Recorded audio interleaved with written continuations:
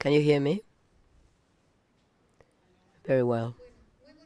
Good morning, everyone, and very welcome on behalf of the Unit for Human Resources of the Health of PAHO, WHOs, and the Regional Office for the Americas of the WHO. We welcome you all for being present and participating actively in our panel on plan organization of interdisciplinary teams for primary health care. The purpose of our panel is to share experiences around interdisciplinary teams based on PHC and within the framework of individual, family, and community-centered activities. We're going to give you some explanations about how our panel will work.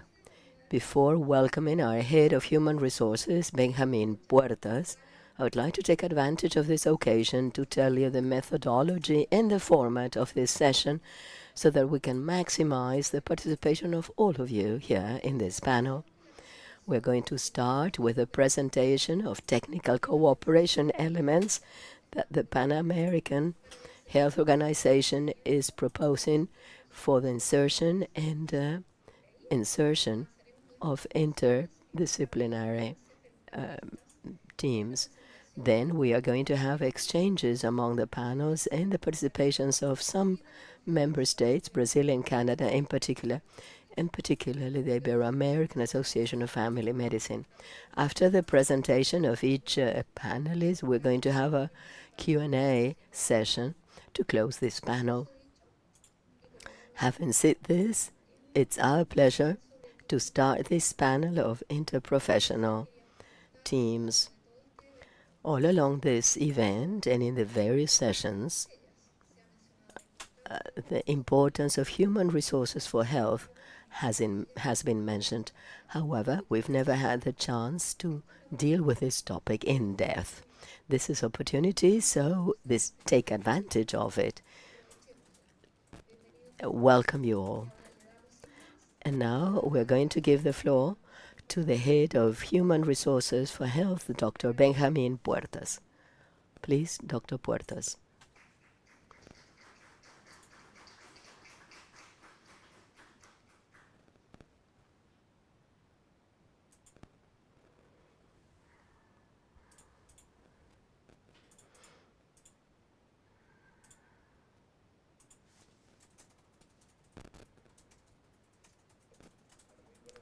Good morning, everyone.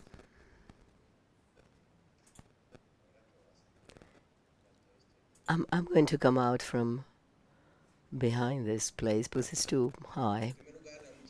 In the first place, thank you for being here.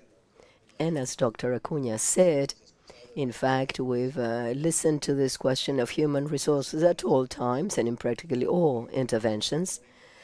However, I think it was important and necessary to have one special session about it. So we're going to do it today. And this afternoon, we're going to have a workshop about training and training itineraries. I would like to invite you all. This is a time we're dealing with the essence of any health system, and that is human resources. My presentation is going to be in English. The slides are going to be in India, but I'm going to be speaking in Spanish. And I would like to tell you the actions that we can have to empower the team of interprofessional, the work of interprofessional teams for primary health assistance. Let's start with a definition because sometimes we forget and sometimes we look at interprofessional teams differently, but they are still teams. In every team, you've all worked in teams, work with certain parameters. The main parameter, we have no light. We have an identity, and that is team. Let us think now that we are in the Southern Cone and we talk about football. What are the teams that work the best? Well, those that have a sense of identity. In Ecuador, we have a football team called Independiente del Valle. I'm from Ecuador, and that team is close to Quito. It started as nothing like a neighborhood team until someone looked at it and understood how important it was to have a positive frame of mind and make them work as a team. But look, you have to work together. That's the first condition. In a integrated and interdependent way. The goalkeepers depend on the defense, and the midfields work with and it all works in a positive frame of mind. Contra Uruguay, Brasil. And this is to work with a positive mentality. Whenever we played Uruguay, we lost. Why? Because we had a complicated task to think simply that the players on the opposite team were monsters and they were going to goal us out. That's also what happens with a health team. They face complex issues, but they have to face those issues in an interdependent manner. And that's the way of collaborating, sharing tasks.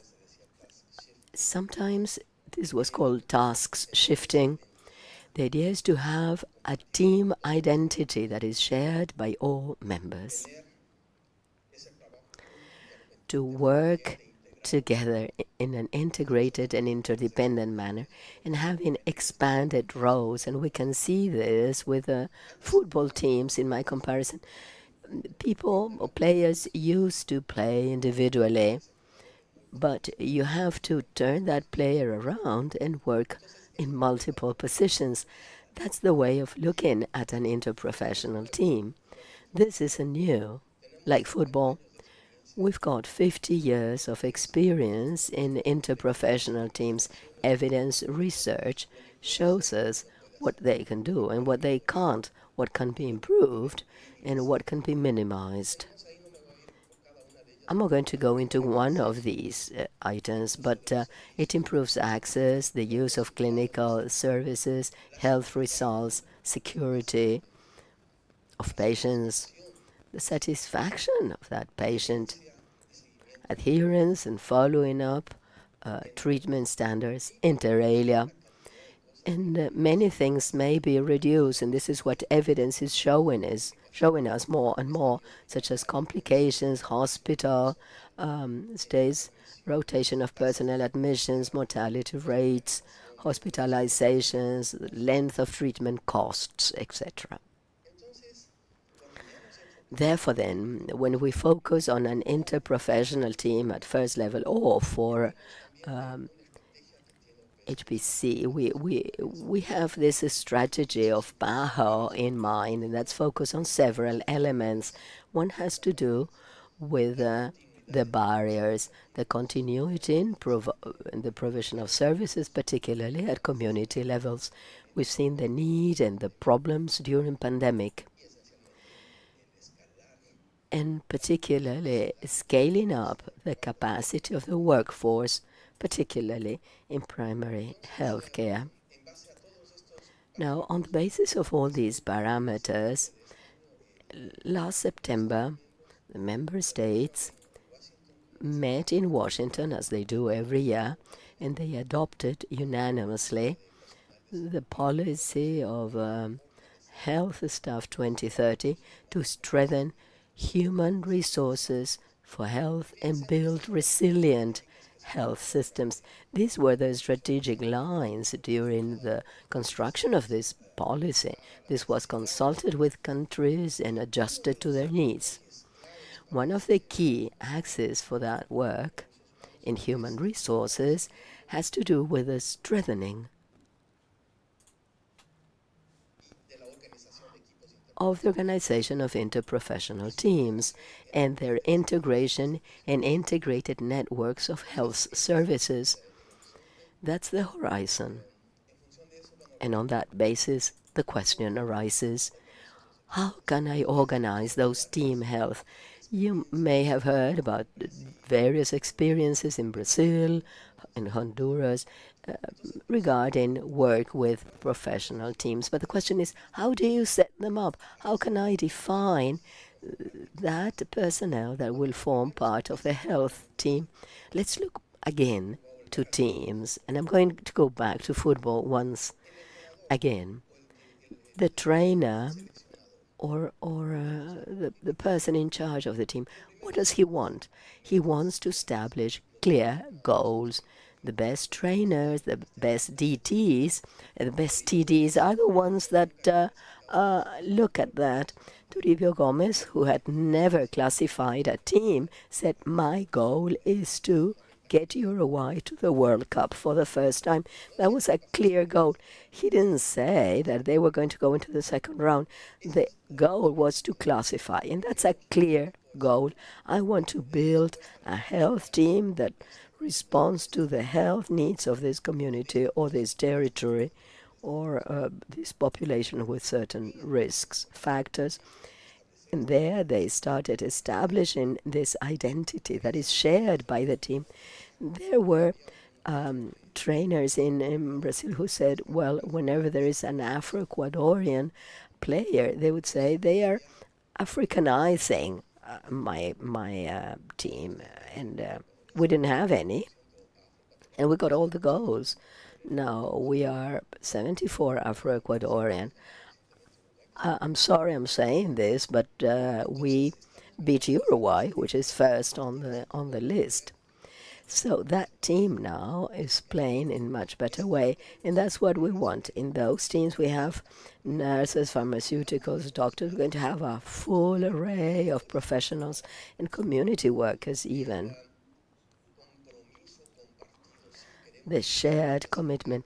We all want to classify Ecuador for the World Cup in Korea. Mortalidad infantil en esa comunidad. We want to reduce child mortality rates. And that's our commitment. We're all going to work towards that goal. We also want to have clear roles and responsibility. As a doctor, I have this role, but I'm also going to help out in this other task. It's task sharing. As a nurse, I'm going to work in the expansion of roles, even. Clear goals and responsibilities or roles. Interdependence. I depend on my colleagues and the integration of work practices. Now, there are other factors that are important to be taken into account, and I insist it goes beyond interprofessional teams, and that is mutual respect. And even we can talk about discrimination in a team. No, when there is respect, the team changes. The team called Independiente del Valle was focused on a vision, trying to deeply understand each one of the players and what they do in that team. Collaborative action among the members of the team and the values, the common values and goals. Hence, we get the team to become competent, and that's one of the questions that come up. We have to identify roles, profiles, and competences of the interprofessional team members. All right, let's start with the core competences. And those are the ones that you can look at. Teamwork, clear definition of roles and responsibility, communication, and sometimes we forget about that, but to communicate doesn't only mean talking, but also listening. Sometimes we doctors can give our opinion, but we don't listen. So this is a two-way road where we learn, where we make critical thinking, the relations with our patients and understanding their needs, and something that must always be there, ethical practice with values, with moral, ethical components. And so we have to look at how we can build something that goes beyond interprofessional teams and that it's a true transformation in training health professionals, and look at the three big axes to make that leap forward, that transformation. competency-based education, not contents, but competency. And this is the big team, the big subjects, interprofessional education and training. We can't have these good teams with all the elements I've just mentioned if we haven't learned, or they haven't learned, to work in teams from university. And then something else that you all understand very well, which is it's the education that facilitates this technological information, telemedicine, simulation, etc. And then other questions that the manager or the country or the one that makes decisions, the four main questions: where, who, what, and how. Well, you have to play at high altitude. Quito is at 2,900 meters. All right, I have to train them, and I make them train in Quito. We're currently going to play in Guayaquil. It's the same here. The characteristics of the population and the territory, the risk of health for health of those people, the demographic characteristics, social determinants, and social and geographic determinants that influence health, collectivity. There's people very interesting in Guyana, for example. They decided to take internet satellite to reach communities that don't have access to internet. It was a high investment, but the cost efficiency was much more efficient. The distance between healthcare centers and services. The who. And here is who is that team? Is Messi on that team on the other side? But we have Henrik Baez. And so we have youth over experience. And we can begin to look at that who is going to be before us and the needs of that person. All these ethnical, cultural parts has an important impact. The cultural preferences, availability of human resources for healthcare, other professionals in health, environment, and even professionals who may have experience in management of the community, and sometimes we forget about them, and they are key players if they're going to work in remote and unattended areas. And what are we going to play? The training, how are we going to do it? 4-4-2 formation? Are we going to be more offensive, more defensive?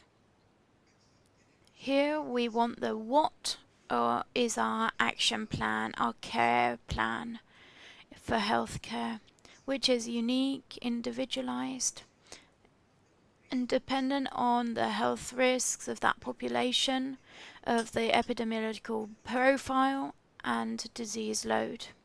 And how? Finally, what resources do we have? Do we have enough time to be able to do acclimatation in the town where we're going to play? Do we have resources to be able to go? We have to consider these resources. This is very important. We need to know we have the adequate resources to be able to do this.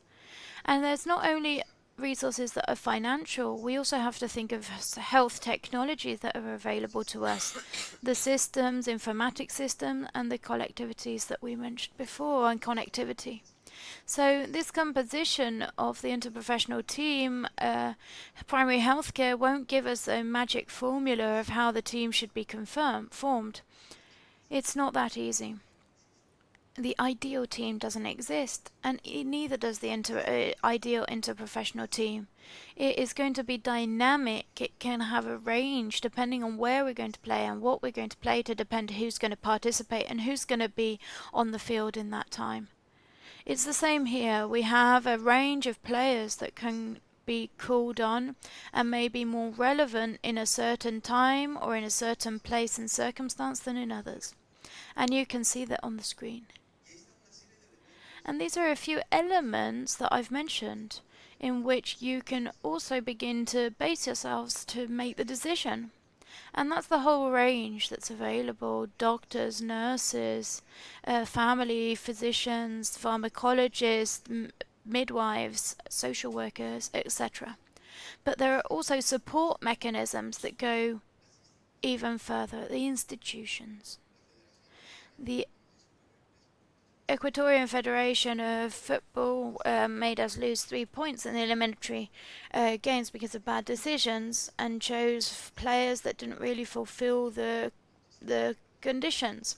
And here we need to see the governance practices which and the models that are going to contribute to the interprofessional teams, the structures, protocols, resources, policies on human resources. And there are also other aspects which are also related to the culture and the organizational structure, such as the communication strategies, conflict resolution, and other mechanisms related to environment, where the team is training, if they have a good gymnasium, a good field, and rehabilitation centers.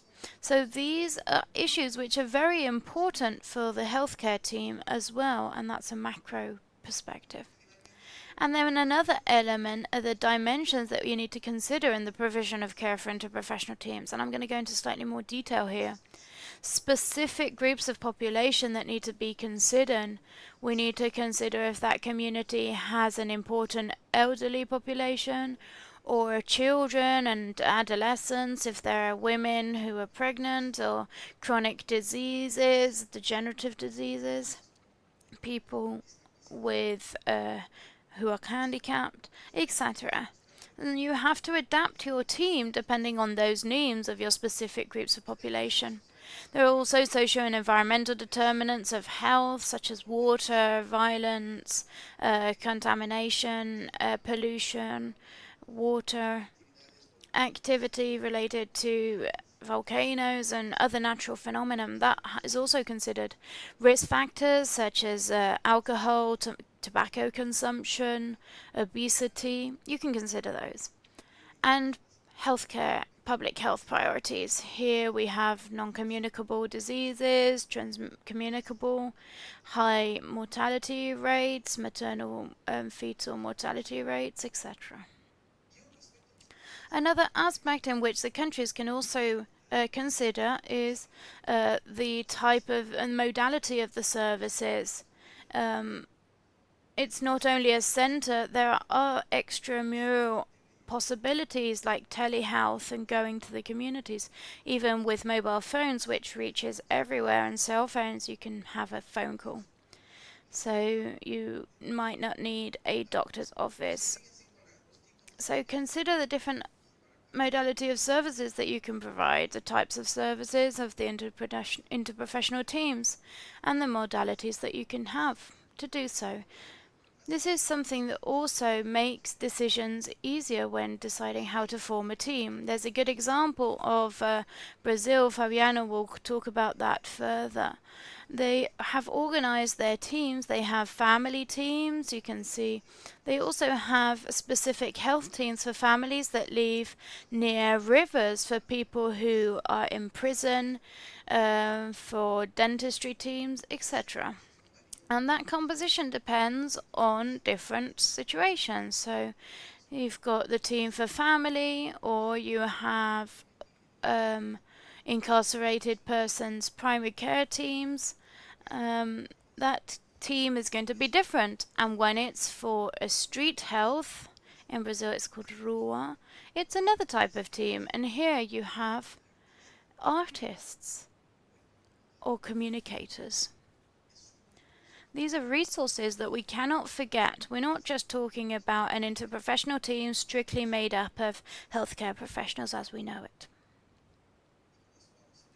And just coming to an end, everything that I have said has been summarized in this slide, in the conceptual framework which has been worked on by our unit.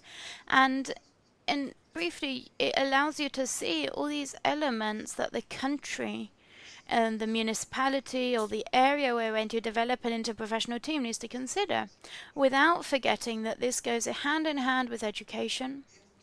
And based on this, the PAHO has determined certain lines or steps that will facilitate this work with the countries that go hand in hand with the promotion and advocacy with decision makers. You need to promote and advocate for organisation of interprofessional teams, with dialogue with policy makers. You need to support the development, these countries to develop them and implement these policies. You need to develop guidelines, promote changes in the curricula for graduate and postgraduate education, support life learning training strategies, assist health managers in planning, in the process for planning teams, and then promoting the establishment and monitoring of evaluation mechanisms as well. This is the end. Thank you very much. We'll continue. Por cierto, no me gusta el fútbol. Bueno, muchísimas gracias, doctor Puerta. Thank you, Dr. Puertas.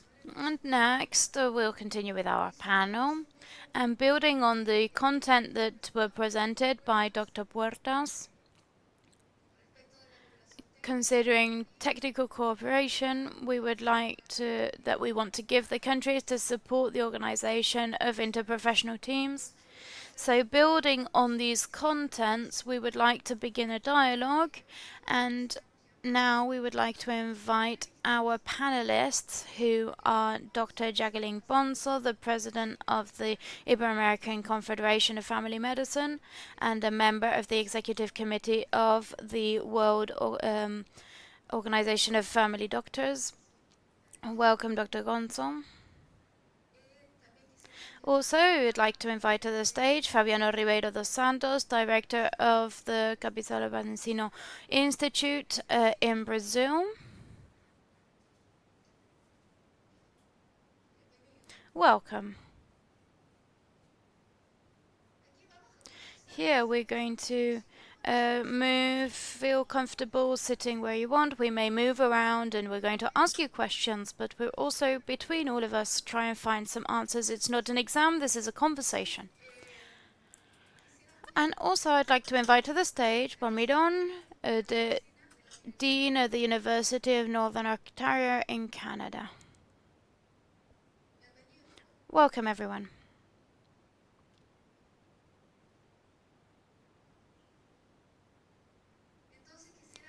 So now we would like that each one of our panelists will give us a brief overview of these elements that we have presented, but also considering how you see, according to your experience, the interprofessional education and the work for setting up interprofessional teams, so that together we can build on this path that is needed and needs specific steps that need to be taken.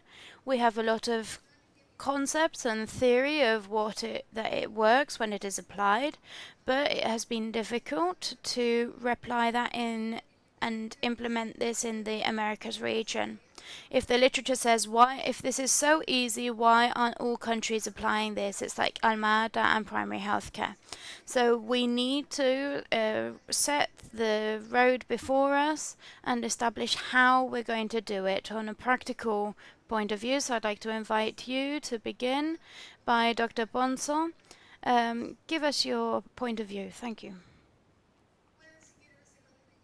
You can come to the stand, or you can do it from your seats, however you feel comfortable. I have a presentation to share.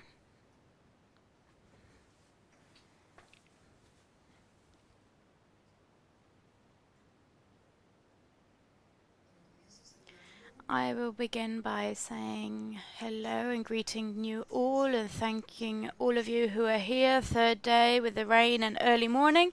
It's very valuable that you are here. I'd like to thank the opportunity of being here and sharing a vision with you in this it's not my personal opinion, but it's representing a professional collective, which is the Ibero-American Confederation of Family Medicine and Community Medicine, and as a member of the World Organization of Family Physicians, and I believe it is very important for us to be here. Also, I would like to apologize in a sense, because I feel that perhaps I'm not here in the best conditions that I would like to be, but also I want to say this is about human resources, or as I learned in Ecuador, about human talent, and I like that expression to refer to people. And we may be badly damaged after many years, and the difficulties and the circumstances that we lived with the pandemic. But we have continued and plodded on, and this has been complex and has its costs in our everyday work and in people. And it's very important that we continue to work and we continue to do it together.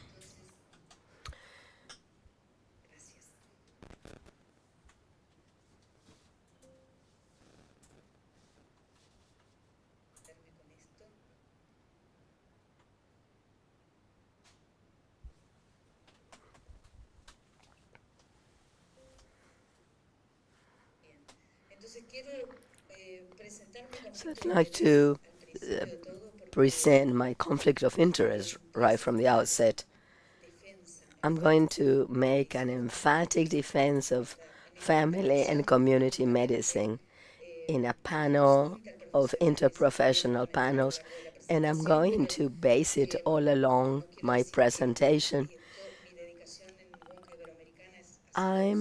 I have worked in a honorary manner for Wonka Inter-American, and I live on my work at the university with a salary of a state university in Latin America.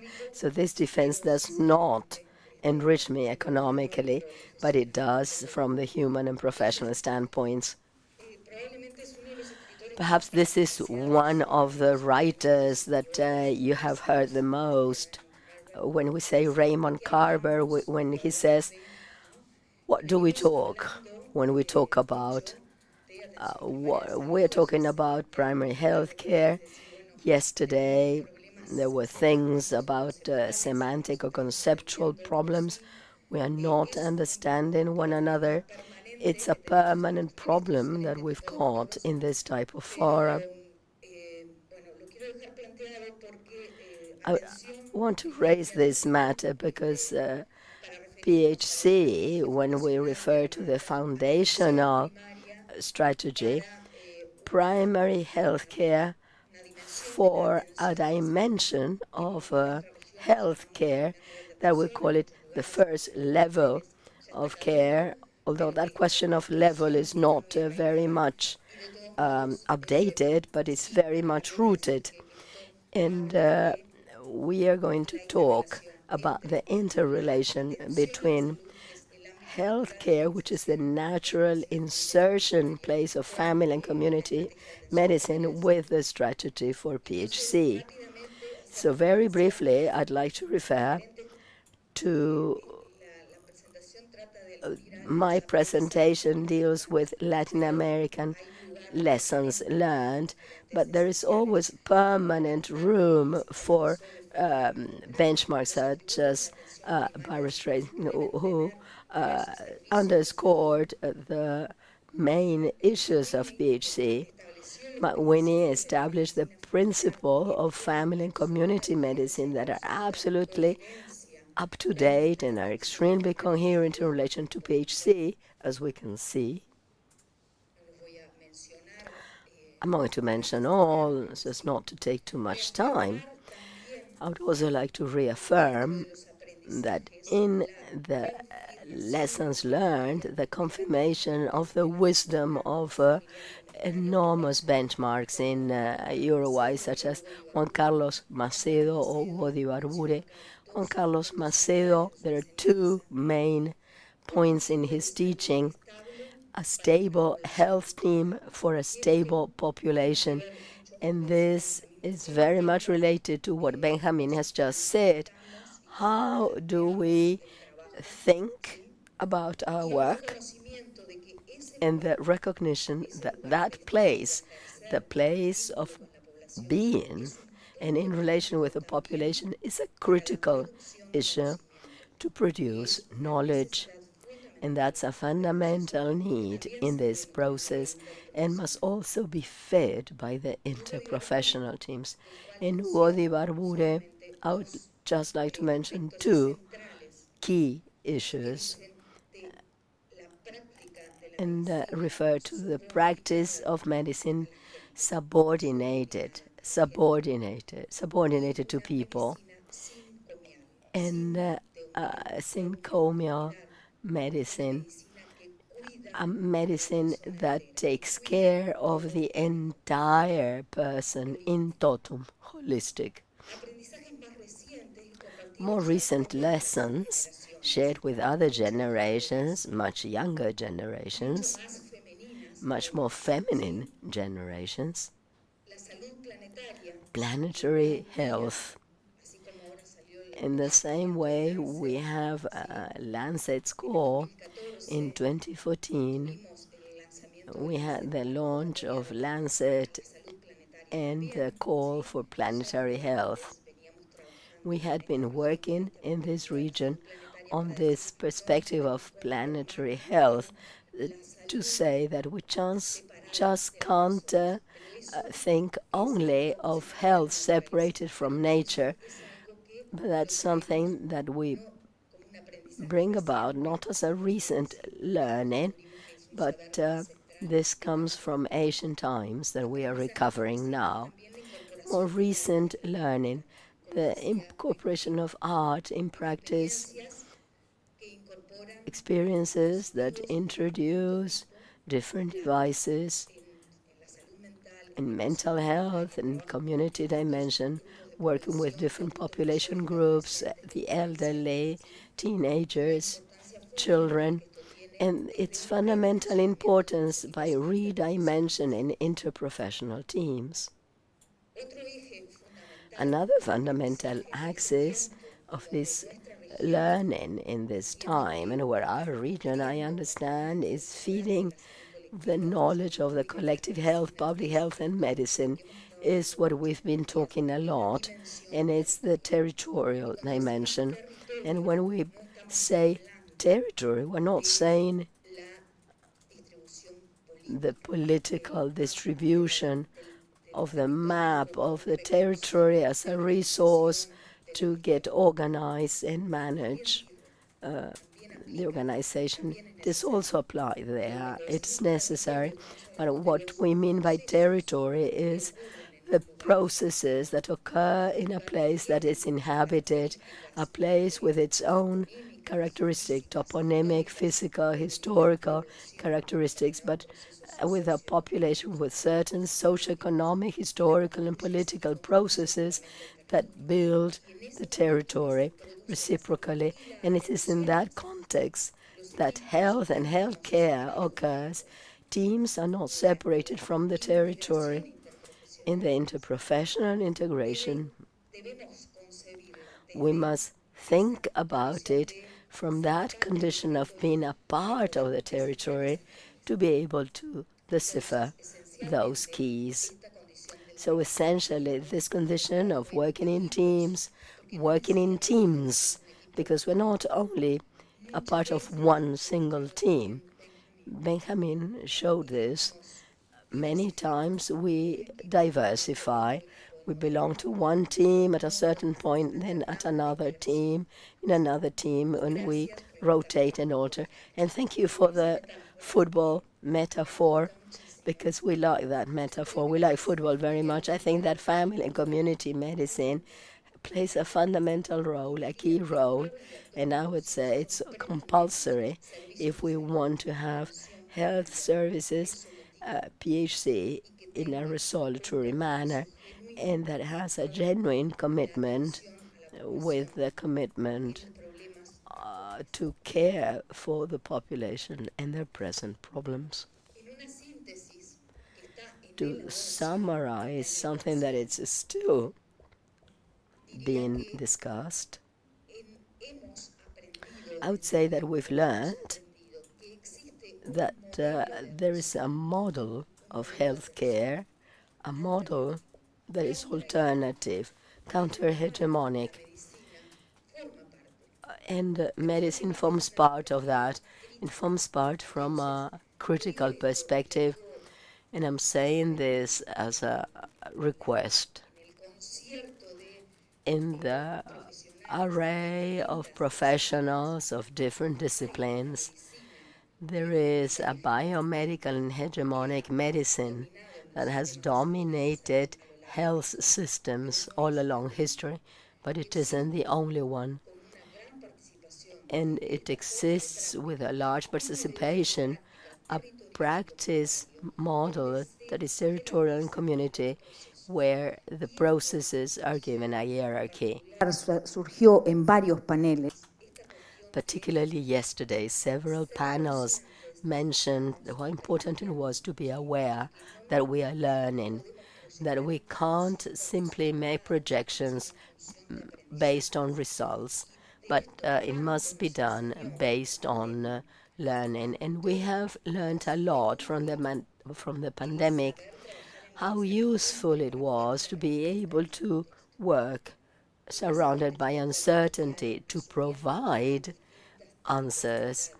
There are different territorialities, different ways of inhabiting the land, and our way of being is also a way of territorialized as a healthcare team, and to do it from a critical perspective, using that historical component with a clinical that must have this community perspective. It's not that I do some clinical in my office and then I go to a school.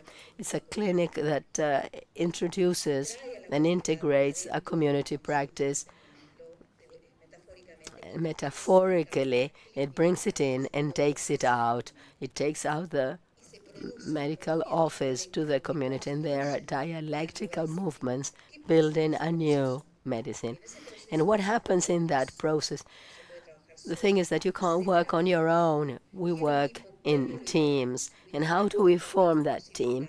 Well, we do it according to the possibilities rather than the needs, because that's the reality that we live in our region. Possibilities are always fewer than needs. And we have key players that are not only professional. That's why we talk about interprofessional teams. They're not always professionals. We have health community agents. With a model reform in Uruguay, many times we weren't able to introduce the community agent people. We couldn't get them into the system. So many teams are formed with counselors with a precarious contract. Those are community people that form part of the reception. Production of knowledge in the community dimension per se. When the activity is not clinical but community. This is brought from our colleagues in Peru to make reference to indigenous and ancestral community movement, to say that this community perspective does not belong to us. We're just messengers, spokespeople. Latin America is essentially community. It's something that we haven't invented, and we haven't invented it in healthcare. And if there is a strong force in community healthcare, it's because it was fed by all this in its initial declaration. I'd like to share with you some enormous challenges and a call to work collaboratively with PAHO. This is a graph with data that have been partially updated of specialists in family and community medicine in our Ibero-American population. We have thousands of population of individuals per specialist. Venezuela, Nicaragua, Panama, those are the countries that have the best proportion. At the bottom we have Cuba, Portugal, Mexico, Uruguay, Dominican Republic, Ecuador, Puerto Rico, and an intermediate area. But here I want to show you how things changed since 2019 in a very short time with a pandemic in between. The bar in red is the present data, and we have situations such as Brazil where the number of specialists doubled in this period.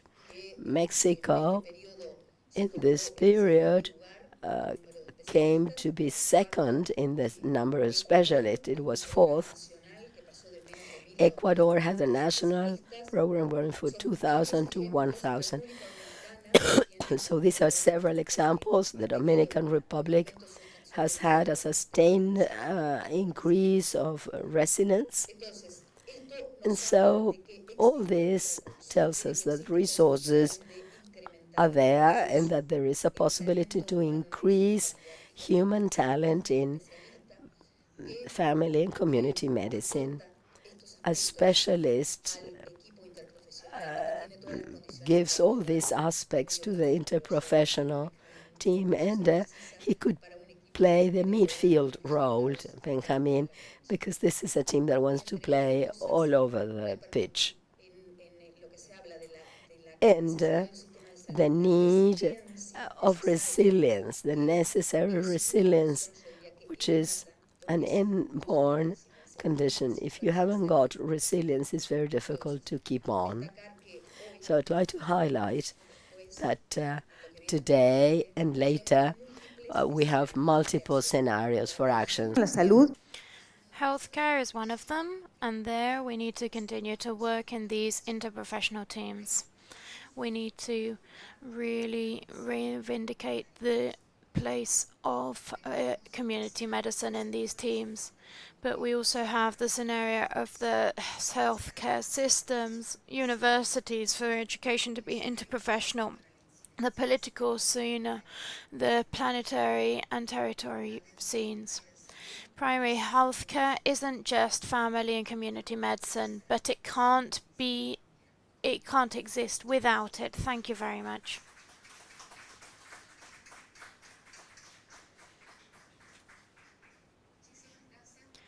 Thank you, Dr. Bonson. I want to thank you for showing us this relationship, which is undeniable between family and community medicine and primary healthcare. We also want to invite now Fabiano Ribeiro to present our residency in Brazil of interdisciplinary teams. It's very important because it brings us this other issue that Dr. Ponce was saying, how to train these teams and form these teams from their undergrad studies so that people learn to work together and respect each other in their distant knowledge and from their different perspectives. The floor is yours, Dr. Fabian. Good day, good morning.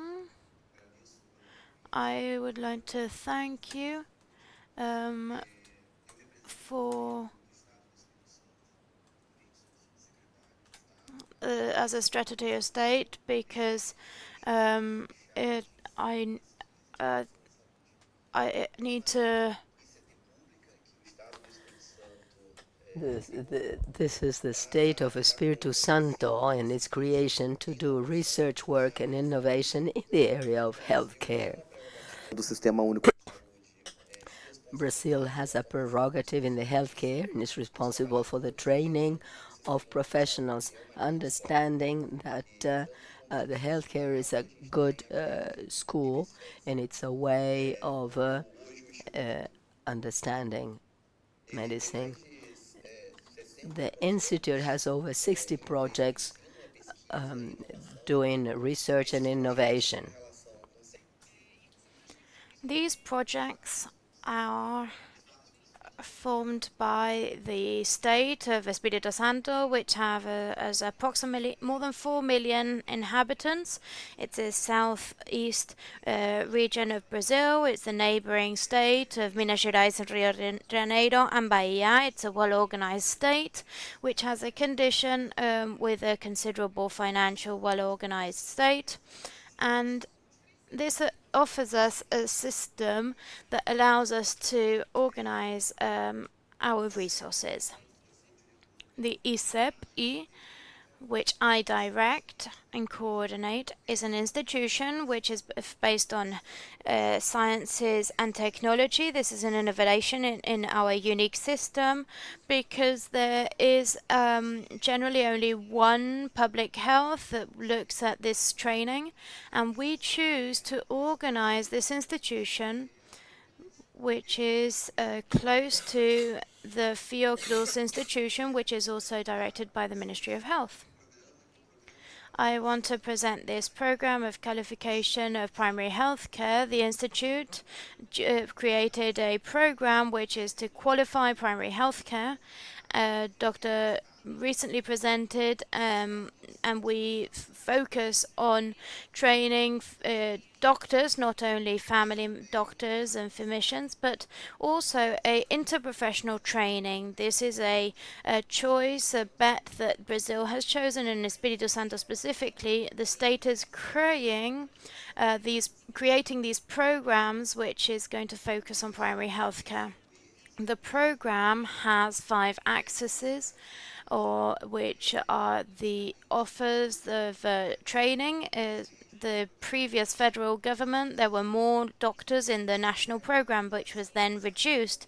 The doctors lost a lot of doctors from the system, and it was reduced in primary health care. So we decided to create a program that not only brings professionals to primary healthcare, but it also does the training of those programs in the specific system. And it gives that characteristic of the program, which is offering a professional. We have a training program which is 36 months long, and we managed to create a team to be able to create the professional who will be able to work. This is a upper education training program, and it's not only for doctors. This is for interprofessionals. It is for all the team that is going to work in a primary healthcare and a family health team. And this is going to be also consultant, or as you said, the street health team, and they are going to look at the specific population that lives in the street. And in the pandemic, that was very important as well, and we had a great need for interprofessional teams in primary healthcare too. We support institutions, and we also support municipalities and strengthen the primary healthcare team in relation to the technical team. We work with the technological team, and we created and patented a new technological program which is called Integra BPA, and this integrates the database that Dr. Felipe presented yesterday, which is a program that is supported by the Ministry of Health, and it integrates all the database in the municipalities. So all municipalities in the state can have access to and have a vision of all those electronic issues, and any user can consult and check. And we're trying to extend that patent to the Ministry of Health so it can be offered to all the municipalities of Brazil. Why do we think this is important? Because we work in innovation, and we don't only need to work on the services and institution, but also with the technologies. In the program that is training specialists, and information in healthcare is also very important, because we organize processes that automate the system, so we can offer the state and the municipalities a information system that allows them to have a better management of their work. As we mentioned, the program is based on specialist training, depending on the needs in each location. We also have a training that is training the professionals that are in greatest demand, and that training is also given a regional perspective, decentralized and focused on the location itself. And in our case, it also has a whole state implication, and we're training our specialists on the territory. We also qualify our assistants and teachers and trainers, understanding that if the service can train up teachers, we need to continue developing our trainers. It also gives incentives to research, and the educational community is working in research. We understand that research is going to give us learning points, but it is also going to generate innovation by producing new processes and products and organizing the service. It is necessary to create a research that is applicable to the service we are providing and generates new practices. That's why it's a research that is applied. I'm going to present here a case, which is the program in a residency program in interprofessional training. It is this residence. It was created in 2005 in Brazil with a federal law, and in Brazil we began to have this specialist training program in healthcare.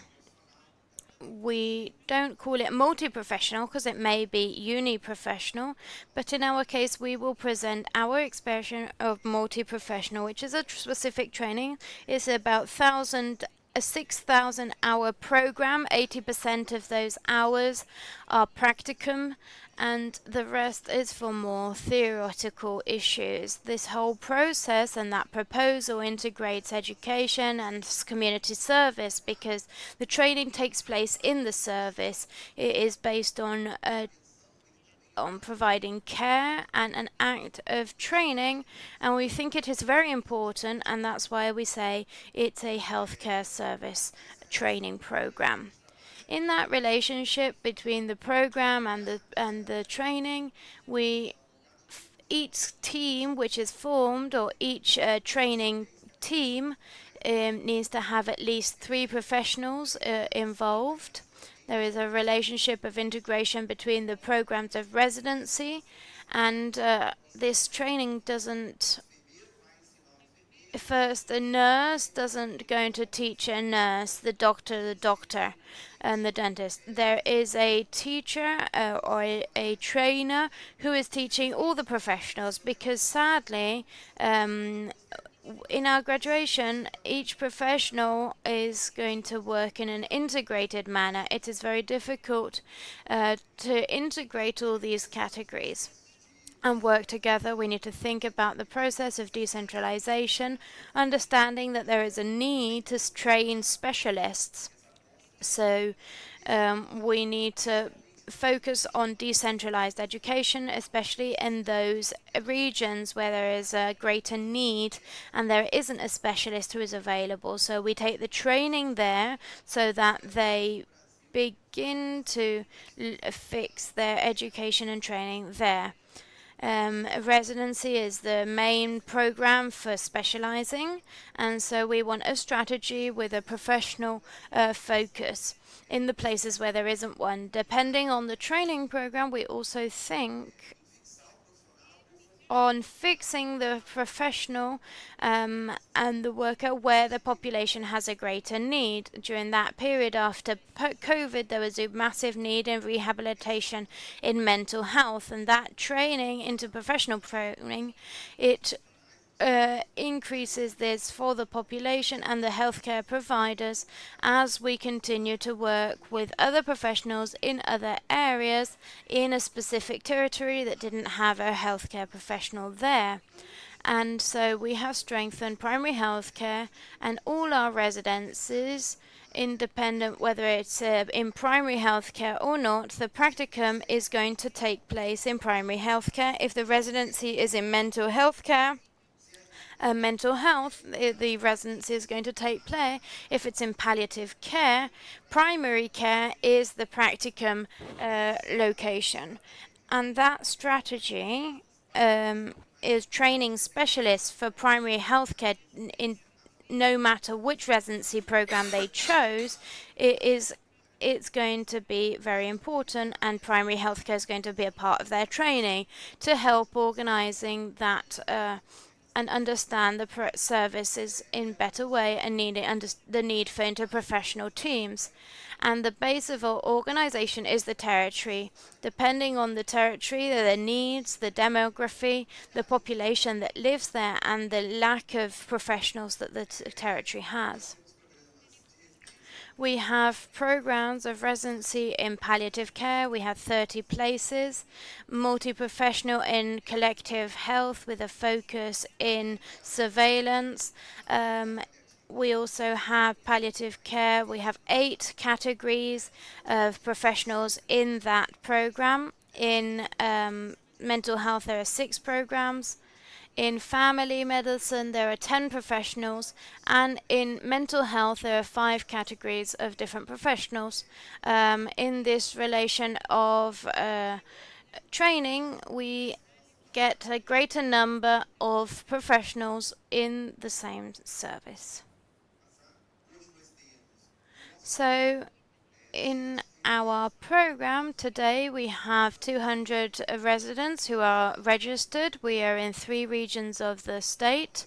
In all the regions, 9 municipalities, which are 87 specific practical areas. We have 104 preceptors, 41 tutors, 14 trainers or teachers.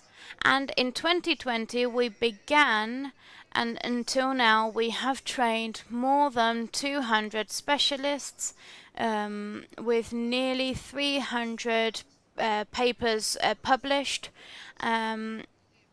projects which are applicable to the service itself. This is the map of the Espírito Santo state and in the municipalities which we are present in. The program isn't specific to that municipality because we have programs that are within a more regional program, and so they are committed to all the municipalities in the region and not only the one in which the professional or the resident is based. We establish a fixed location of the municipality for primary healthcare because we think it's important for the same team to work together and generate that interprofessional relationship. But when they step away to the field, it goes and applies to the whole region. Here we have a graph of how people have increased in that period in our training. It looks for that professional practice, mainly thinking about how we can support municipalities, how we can contribute for regional and local needs to be cared for, but also to have people trained in that perspective. Primary health care in our case and practice is a practice issue. Professionals stay about 2,000. In fact, it's 48 hours per week, led by a trainee, a trainer. We call it man-to-man training. And what's the difference? The trainer needn't be in the same professional category.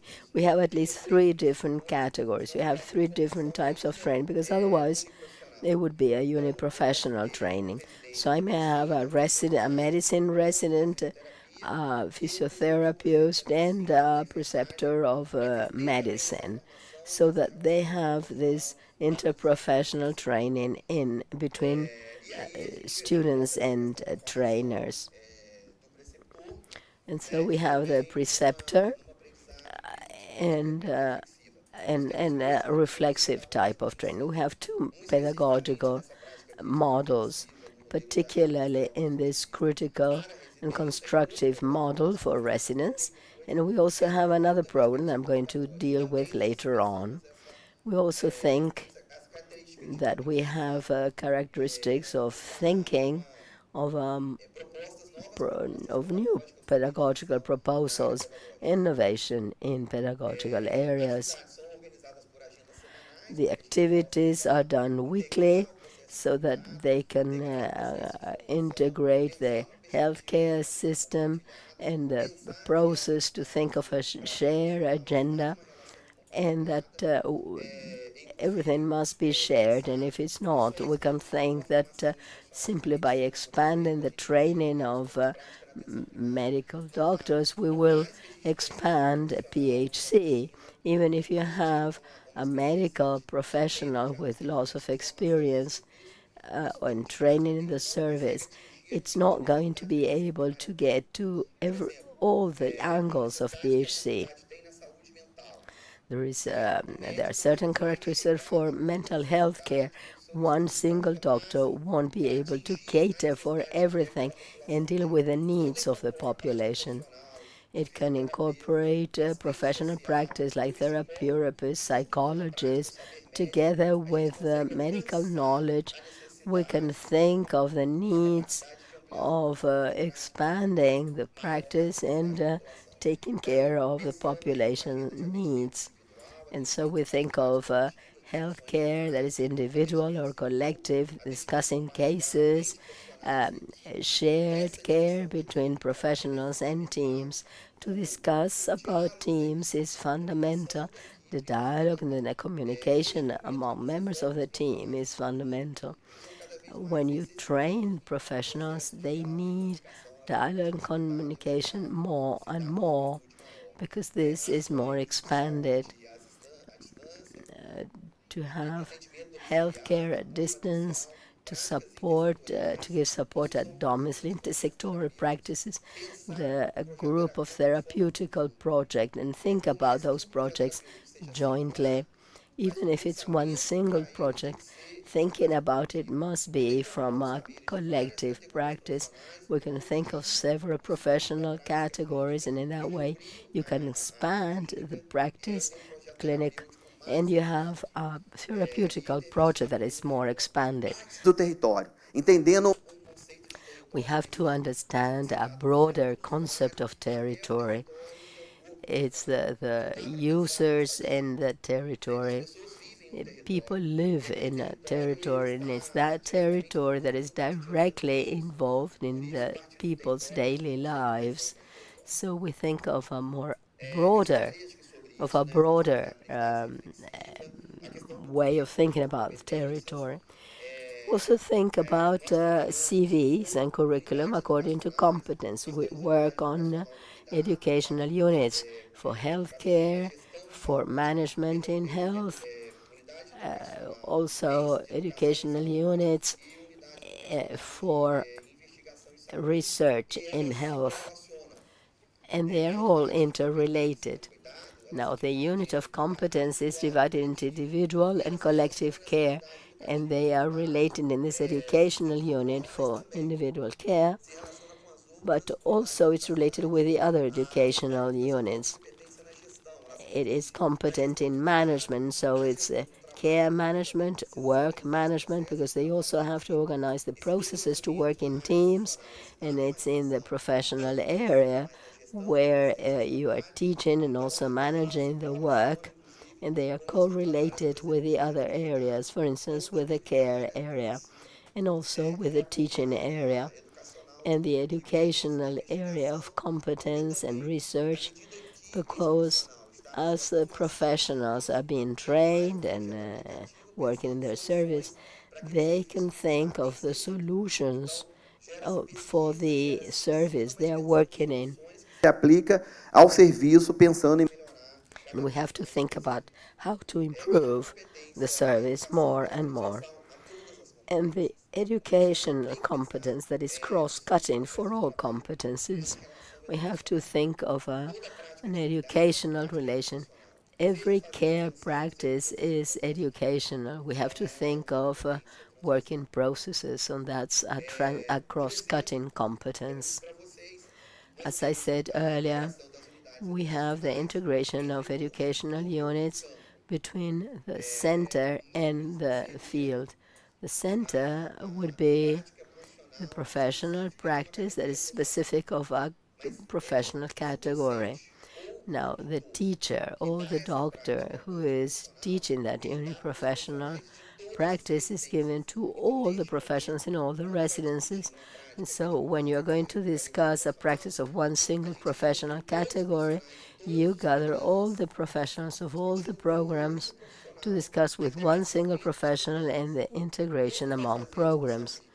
When you are going to make a discussion about a field or service, any of those categories may be the tutor of all the other categories, and to integrate a very professional, interprofessional integration between the core and the field, integrating a specific knowledge of a category, but also that knowledge related to an interprofessional practice. When you have uniprofessional residences, in general, there is a specific relation. You can't train professionals separately and then ask them to work in a team. These were the conclusions, and I simply wanted to share with you another project, which is a training called Provimento. We have 1,600 professionals in service. It's not teaching, it's 40 hours, worth 82 hours they have professional practice and 8 hours in theory. And there we have a broad group of professional categories. And to conclude, I would like to say that we prepare professionals, particularly stressing mental health, promoting and protecting health. We think that this training and this practice is for these people to look into the post-COVID needs. We have managerial concept for PHC, the application of access to the team, registering and working in teams. Here is something that we have thought about the training with practices, either in the community or in a club, collective practices, training and meetings that could be in a singular manner, and all the joint work with the training by training the team. This is all. I thank you, and I hope that in some way I have contributed to our debate. Many thanks. Bueno, muito obrigado. Agradecemos entonces muchísimo. Thank you. Thank you all for looking into how to train professionals to work together, but that their learning field can also be the working field without making this division, strict division between the training period and the working period, but to think of work as a permanent process for learning. We have lots of questions that we're going to ask you, but we would like to give the floor to our last speaker, Paul Miron, who is the Assistant Dean from the Northern Ontario University, to tell us about his experience in interprofessional healthcare in Canada. Thank you.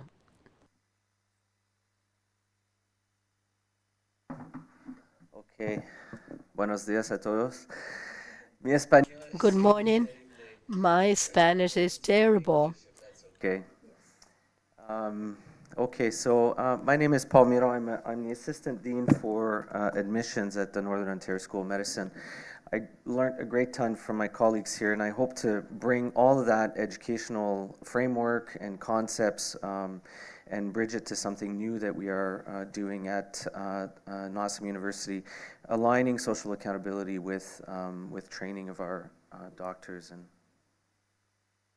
I'm here on behalf of another group, mostly led by Dr. David Marsh and Dr. Aaron Cameron, and I'll present on their behalf today. So this is the social accountability definition as put out by the World Health Organization. But more practically speaking, I think it really comes down to the people that we serve, who they are as a community, as a group of people, and also understanding what their needs are and their unique health needs, but also all sorts of other needs that may arise when you start to bring healthcare to a community. And furthermore, it's about creating partnerships, both with patients, but also with community agencies and other healthcare group providers out there. What I hope to do today is to take some of the work that we've done at NOSM University in terms of establishing a new medical school with a social accountability mandate and showing you what the next steps are. In Northern Ontario, the launch of NOSM University was really in response to a healthcare need, healthcare crisis, and it was a policy move that was brought about by the government, really with attention on these 5 key principles, which is still today our raison d'etre, so to speak, to help address the healthcare needs of the North, specifically around admissions and retention of our graduates in the North, and making sure that we pick people into our medical school, bring them into the medical school that are going to be staying with us and actually providing care. We've also learned through post-research after the school was established that there is a great return on investment when you start to take care of people within your community. Studies show in our area that for every dollar invested, there's actually about $1.60 that's gained out of that. So having a healthy community, healthy workforce is quite impactful.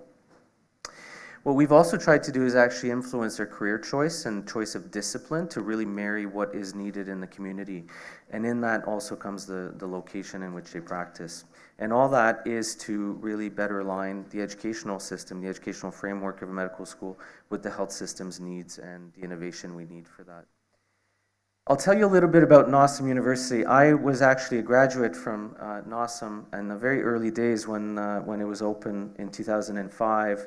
I was part of the first few classes at NOSM. We're situated in the northern part of Ontario, which remains a very affluent and well-resourced area of the world, but it is actually a sub-resource compared to the rest of southern Ontario and other parts of Canada. It is a very large geography, which I'll show you on the next slide, and our model is distributed across 2 large urban centers, which have a population of about 125,000 people per center. So it's still pretty small areas, what we call urban centers, and then a vast group of small communities ranging from as small as hundreds of people to a few thousands.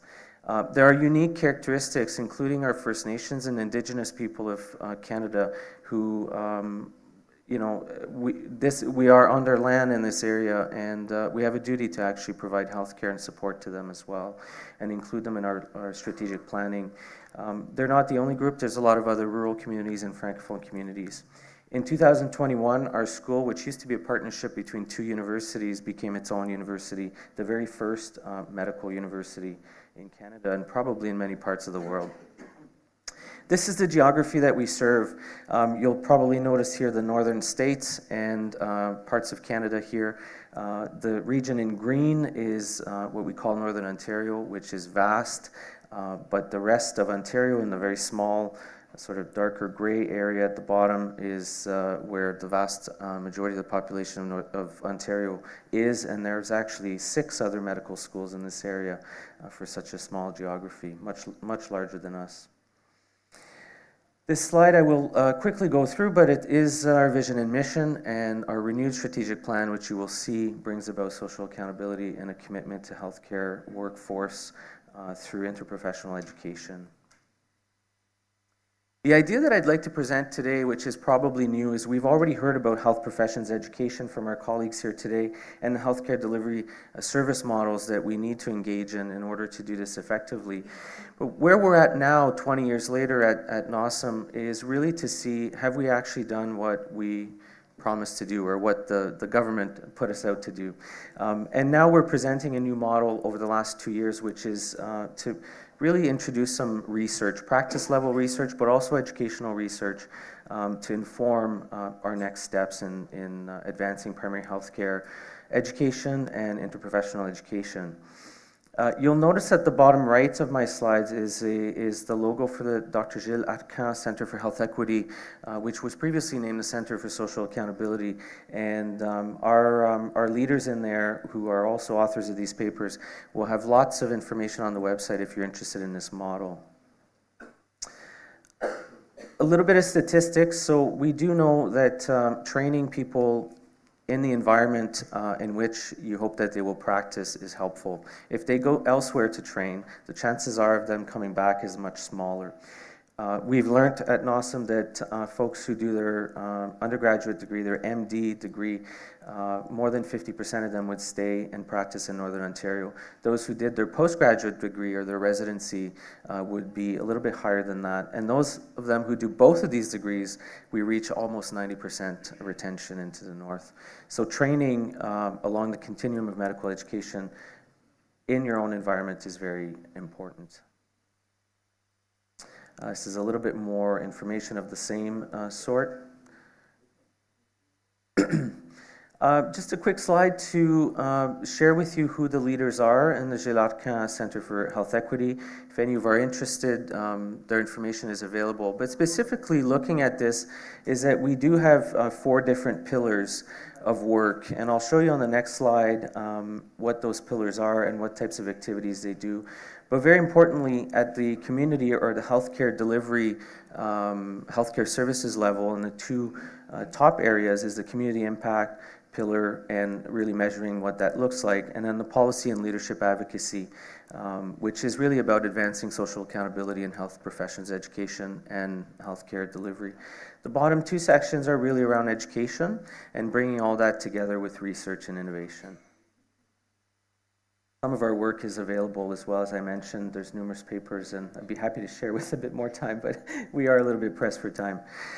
So we're almost 20 years into this. At the time, it was really about, fill the tank of doctors, find as many as you can, train them, and address the health resources workforce issues. And there wasn't really much attention paid to research or really any alignment between the 2. But if we fast forward a little bit more, what we've tried to do with the model I've showed you is to embed the research in every piece of the work that we do. There are 2 research enterprises that I want to share with you. One of them, the first one here is the Medical Education Research Lab, short form for Merlin, which is really our initiative to look at the impact of our educational programs in the north, looking at the data such as where our graduates are working, what type of practice are they engaged in, and really understanding the impact of our educational programs on those things. There's some longitudinal studies that are occurring with that. In addition to that, we also have a separate branch which is called North, which is the Northern Ontario School of Medicine Research Towards Health Hub. And this is really looking at practice level data. So looking at health outcomes at the individual and the population level using things like electronic medical records data and really understanding if the impact of newly trained professionals and the way that we want them to work and train in interprofessional models is actually improving health outcomes of our populations. So those 2 different areas, the idea is to bring together the educational interventions that we've made and looking at practice level data to see if we've actually done what we've been put out to do.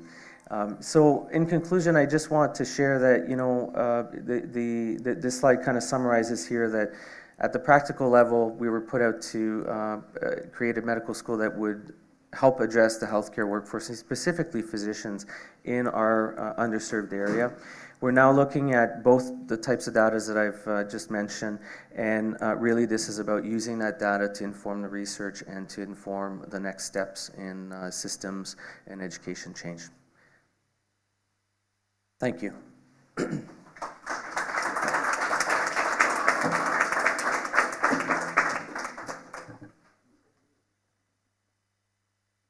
Well, thank you very much, Paul, and we have learned a lot No, muchas gracias. Thank you. for you and for the 3 of you. Entonces, ahora vamos a empezar la parte más importante. So now we're kind of begin the most important of this session, which is the questions and answer between ourselves to try and resolve some questions which are important. We're going to do so through a system where you raise your hand and we will give you the mic. Before any of you raise your hands, ask your question. I have 3 questions, but they're short questions. First question. how do you attract students or undergrad students for them in Brazil, for example, but also in community health that Dr. Bosom showed us, and also in Canada? How do you attract students for them to follow this cohort or this track, this dynamic? How do you retain them in these territories, which is one of the greatest problems that we have in the Latin American regions? Do you pay them more? Do you pay them the same as other specialists? Because in the region of the Americas, especially in Latin America and the Caribbean, there's a lot of migration of human resources, but there's also a lot of different salaries between countries. So the specialist in anesthesia, for example, it earns a lot more than a community health physician. So how do you retain? What incentives are there? Are there salary incentives? Other types? Is there a recognition? How do you attract them? How do you retain them? And thirdly, how can we replicate this and make it pursue and maintain itself over time, and how do we make it grow over time? Thank you.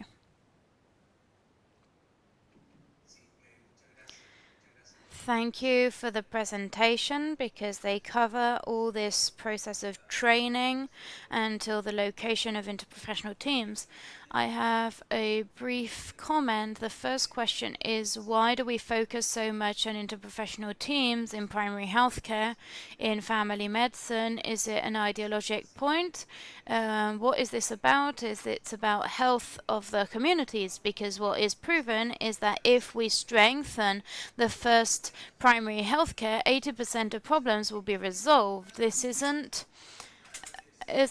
an academic reflection. This is an issue which is related to the results in healthcare. And following the football comparison that Benjamin was saying, I don't know why you mentioned Algas, which is my team, but and considering Uruguay and Chile and Bielsa, one of the things that changed in the football, he's actually Argentinian, one of the things that he changed is that all the players of the team are going to mark the other team in their own field, and so they wouldn't manage to reach the other field and reach the adversary's goal. Before, the team would wait for the field, and the players, they would wait in the hospitals, they would wait for patients to get sick. But when we strengthen the primary level, we're going to mark our players, and is going to have a defense. You're always going to have a good defense. You have to avoid them reaching that point, because on a healthcare point it's more expensive, it's more costly. So that was my first reflection that I think is very important. The second point, which is something that's already been talked about because it's at the base, why is there so little interest in family medicine? For doctors, most of the countries, I work a lot in South America, the roles that are offered, residencies, they aren't filled. And it isn't only to do with financial resources. They may be paid more, but still they aren't accepting it. Why? And that is a very interesting point. And that is the issue from the colleague in Brazil, is training. That is something which is at the base, because we continue to train Dr. House. People who are experts in very strange diseases that don't treat them well, they don't work as a team and don't treat their colleagues well, but they are gods. And while that mentality doesn't change, until that changes, and universities, if they continue to train professionals for the hospitals, for the super specialists, it's going to be very difficult for us to have an interest in family medicine. And so the experience of Brazil, and then you talk about more doctors, it wasn't just about a group of Cubans coming to work. It was a more integral group that was based on training. And you see the experience of Canada. I remember the experience of Quebec, and there is a a agreement to determine which are the specialties that the province needs, and half of them are doctors who work in primary care and family and community medicine. Half of the specialty and residency places. So this is something that needs to be rediscussed, always from education. And the last thing that I want to say, because I'm going on, and you're looking at me like you hate me. There needs to be a continuous dialogue between education and healthcare, because if not, we can't. If we're training interprofessionally, or we're trying with a visual, social point of view, if the model is still focused on hospitals. And so there's no point of having a system which is based on strengthening primary care if the university is still training super specialist doctors. The end. Thank you very much, Hernan. Just a brief clarification. We'll take 2 more questions for our panelists to be able to comment. We have 2 questions. So I just want to comment that Hernan, I was looking at you with love, but with haste. So we're now going to give the floor to a colleague of a question to a colleague that's sitting down there, and then someone else here up front. Olga Cabello, and the main consultant of the Department of State of the U.S. I'm going to be brief. I'd like to hear the comments of the panelists and of everyone about something that we've discussed a lot, the importance of training in the territory and the importance of attracting and keeping students. But I'd also like you to consider how important it is to attract and keep professors and trainers, because that's crucial. It's not only, it's part of attracting students, but it's also a part of keeping high quality systems that can be sustainable in the long term. And the other question I've noted down here is that apart from possible financial incentives for both for students and for professors,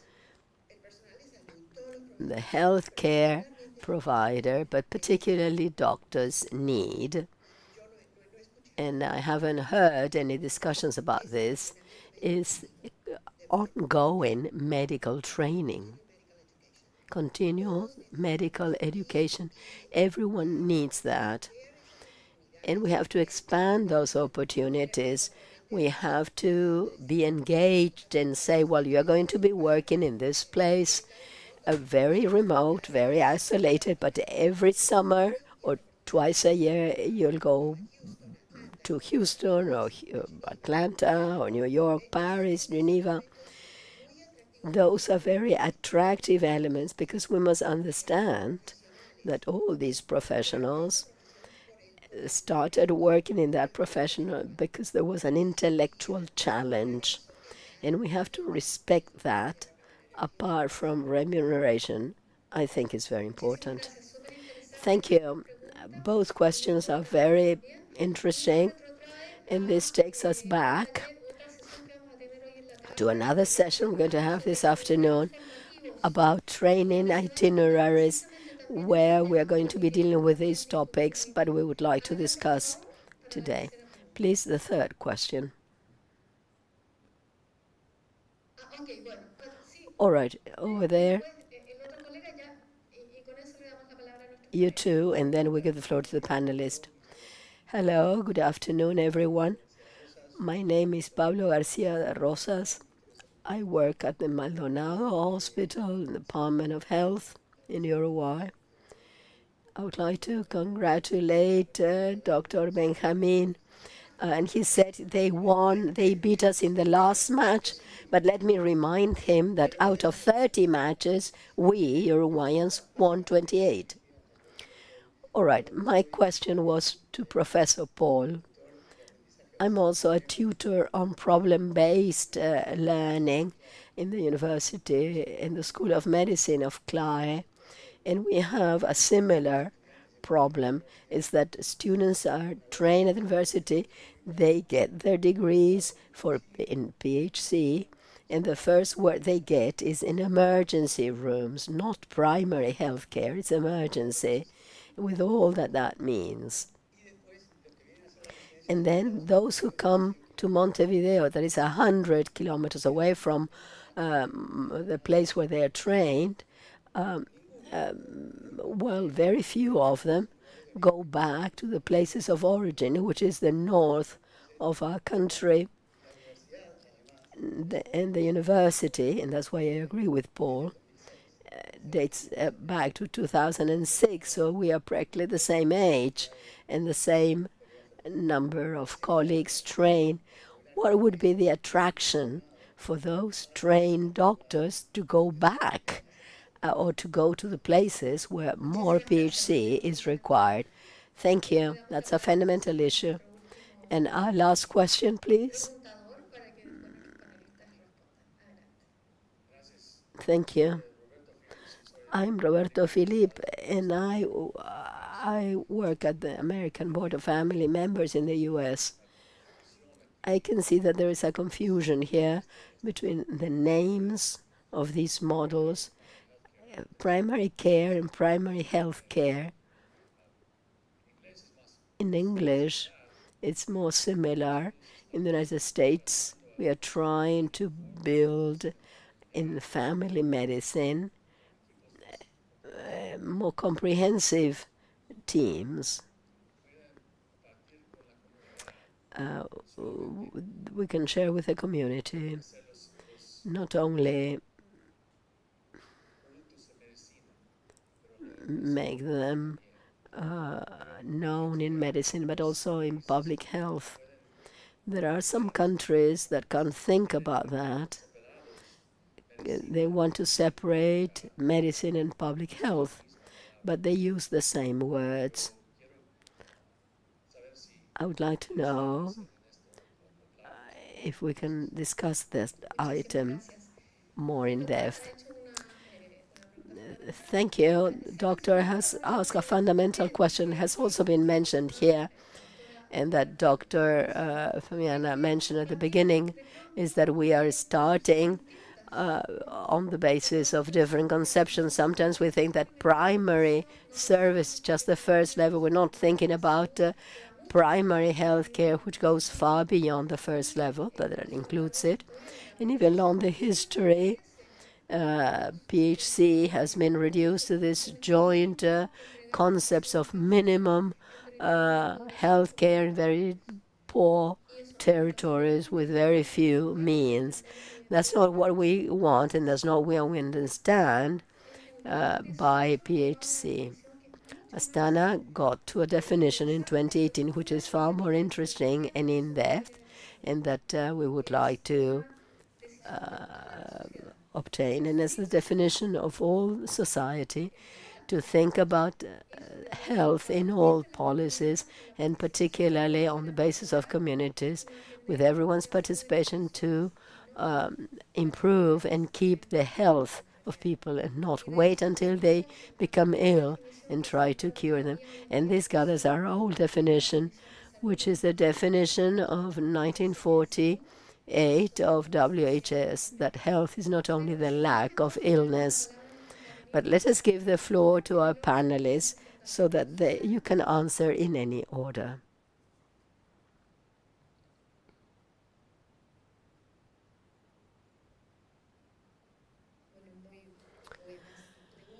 Thank you for such good questions.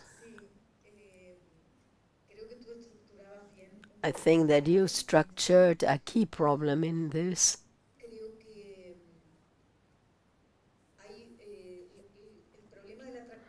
I think that the problem of the attraction, as Hernan said, is a crisis that we've got at regional and world level.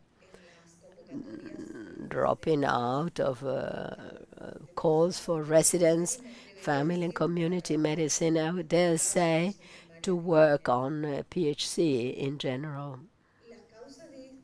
Now, the causes may be linked to the structure of the health system and the very little attraction of the work career or the labor insertion, or as the director of the Department of State said, because many times pero we insert this resource in remote areas, but there's something that we have detected and doesn't have to do exactly with this, but with the level of complexity and requirements that practice has at this level. And there is a myth that I'd like to contribute to break away with. We thought, or we used to think, that there is a linear association between having a contact with the community to have primary health care in graduate teaching, and that leads to a larger election in postgraduate, and that's not the case either. I think that there is an historical and generational aspect in our times. There is a historical crisis of medicine that we are living in, and that new generations are questioning medicine and its way of organizing work. This goes beyond this panel, and this is something that we have to look into deeply. But as far as we are concerned, I think there is a need anyway to improve what we understand is conveying and making visible how attractive this is as an intellectual challenge, because complexity at the same time is as an intellectual challenge, but for anyone with this call could be attractive. Now, what happens is that students see us work in conditions that are undesirable, with an excess of a stress, with a deficit of resources, with a work overload, with an overload associating work and teaching, but without an overload. So there's a structural issue that we must revise, and that's the model of the position. And I think that there is a key there we haven't explored yet, and that is to do away definitely with individual work, to define group work and in teams. This panel is about teams, and in general, when we talk about health, we think of teams and we associate that to interdisciplinary, interprofessional, and we focus on all the people that are needed perfiles. with different profiles, but the organization of where the contract payment is always linked to one person. I think that that change may be very important to make a deep transformation, so that all that is linked to teams and groups with permanence in the territory, with a stable link with the population, and to make sure that professional development conditions are good with mobility and rotation that can ensure that. I would like to give the floor to my colleagues so as not to monopolize this. Thank you. We have to conclude, so please, our panelists, we, to attract people, we look into a national selection, which is a selection made by ABC, which is a company in charge of that, in charge of a national program for the selection of residents. We have adhered to that program, but it's not that is attractive. It attracts to make enrollments, but to fix the people, we have to have good conditions of teaching, of service, and mainly a program that has good pedagogical conditions. And there I agree with our colleague here. Our main program is a teacher training program. Without a good trainer, without a good tutor, you can't build a good pedagogical project. And it's that teaching training that is at the first service, and it's there in the care. In fact, any graduation, we train professionals not for PhD, not for the first level of care, but for hospitals and for other levels. And we do, and I understand the importance of being able to change that conception and have a larger attraction in the work of PhD. That's what we are focused on in relation to any residence that they could make.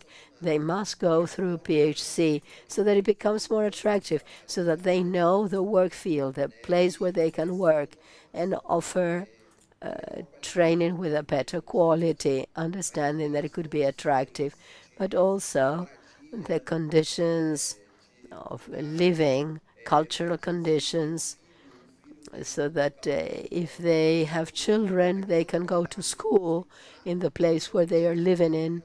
All that has a political relation with the municipalities so that it improves the structure and can attract and fix professionals. Understand that it's not salaries that attract professionals, but conditions.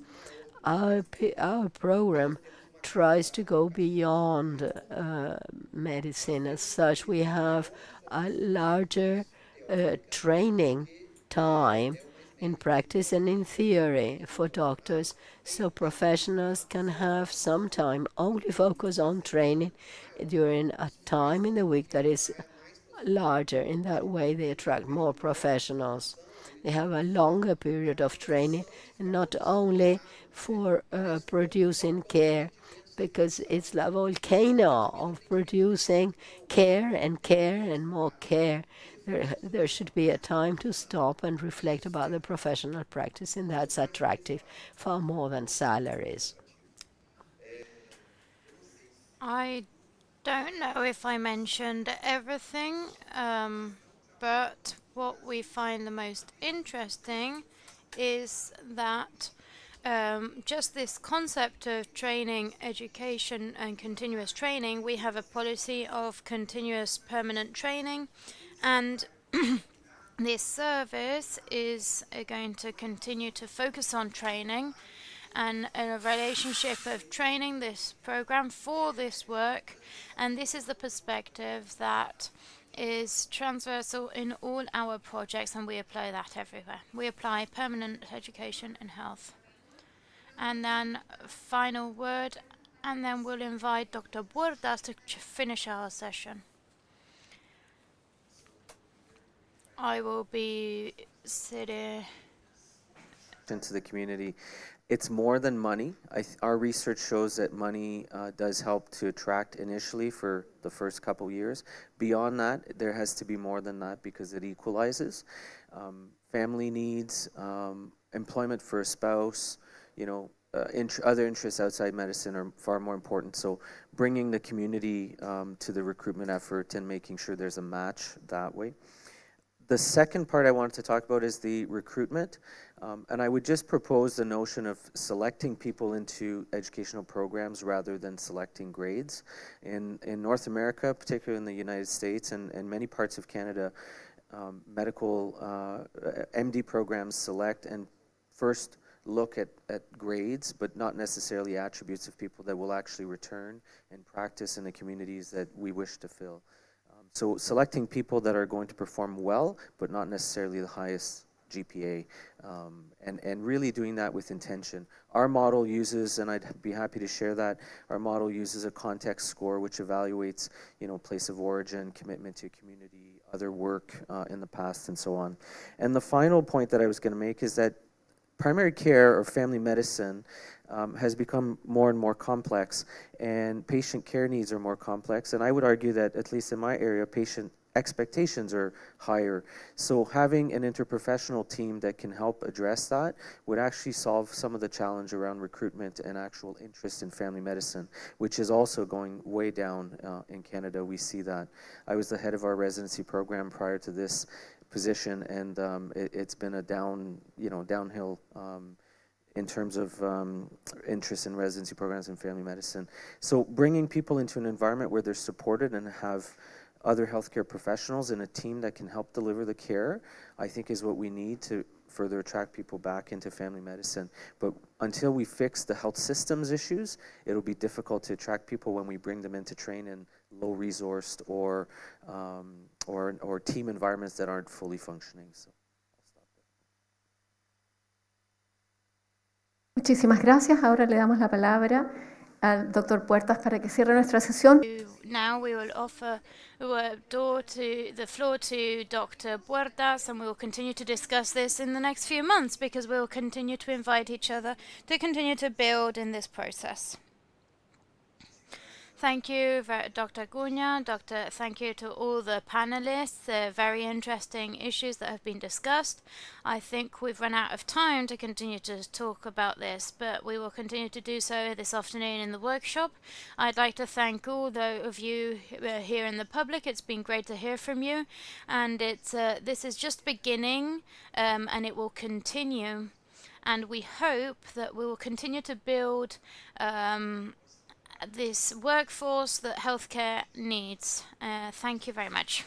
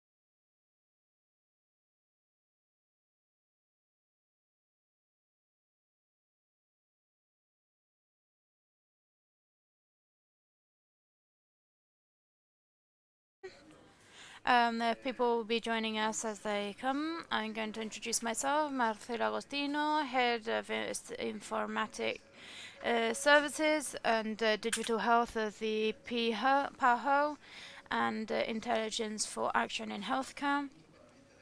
It's a pleasure for me to be here with all of you. Thank you again to the organizers and the colleagues from the Department of Systems and Informatic Healthcare.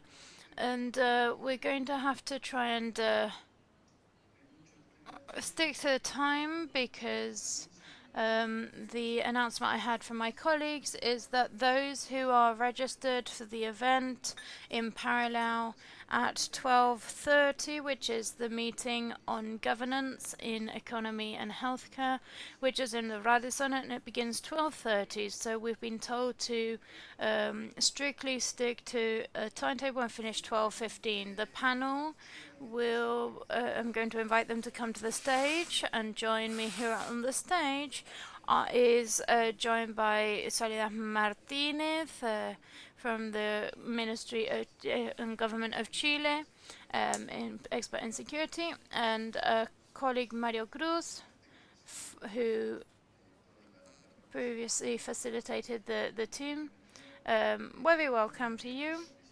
Also, Yvonne Villarreal, she's from Panama and in health informatics in the Ministry of Health in Panama.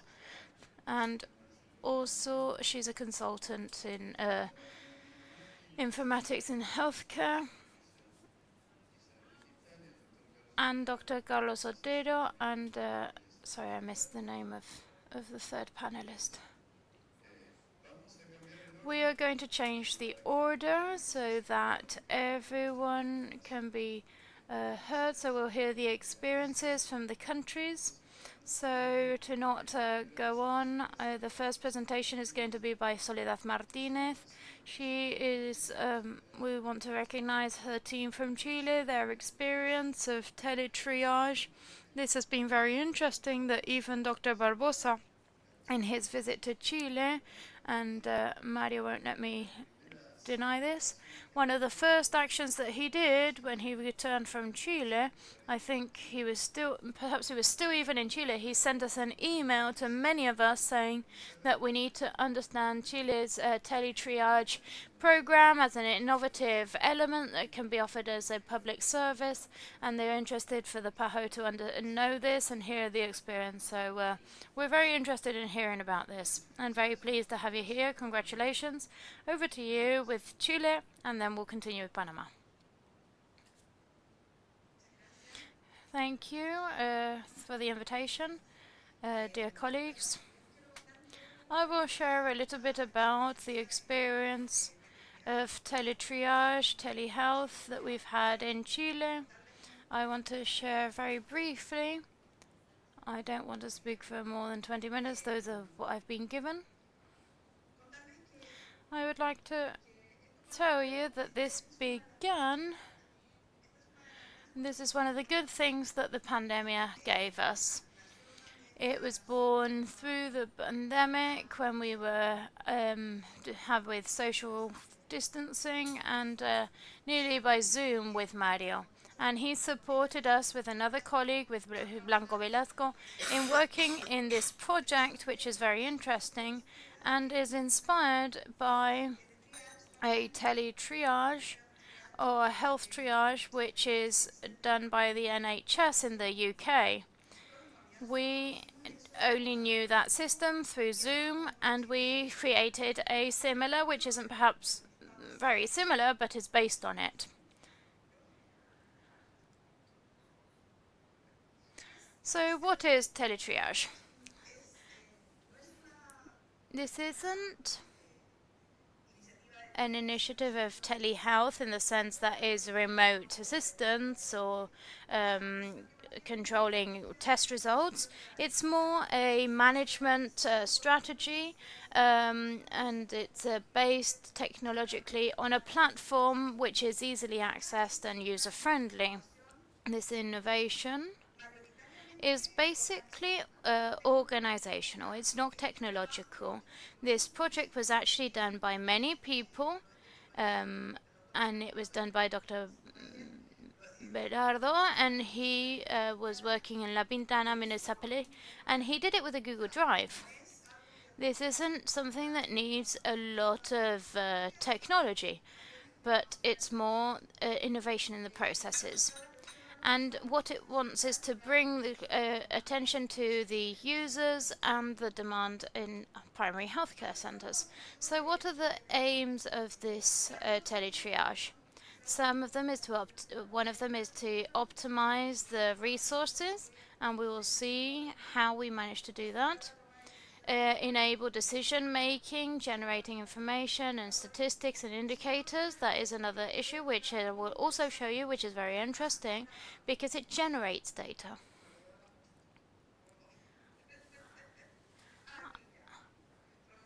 To promote a virtual or remote management process, and depending on the demand at the centre on a remote manner, and also improving access to healthcare for those who need an opportunity, which is sooner, can perhaps be wait longer. Those who this is a short video, which is very short, just 1 minute. In health, to prioritize means to select depending on the risk. This is giving attention, prioritizing people who need it the most. We'll present a project that is called teletriage, and it allows for efficient attention to patients and users in primary healthcare centres. From their phone, they can connect and fill in their formula and do their request. And there through the triages, we can decide whether the patient needs in-person attention or it can be a phone call. Before using teletriage, our main challenge was to long queues and patients trying to avoid contact. This is going to allow us to give accessible, timely and safe care to patients.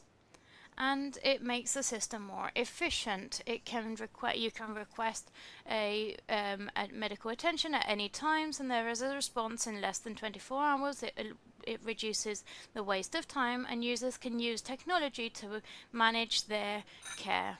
It's not necessary to wait to get in line to get a time to see the doctor, and if you can't go in person, you can still manage to get a slot. It's difficult to know. It is initiated as a project, as a pilot project, but it is working and developing greater every day, and it's replicable in other primary healthcare centres for users and for workers in those places. So in short, this is what this teletriage does, and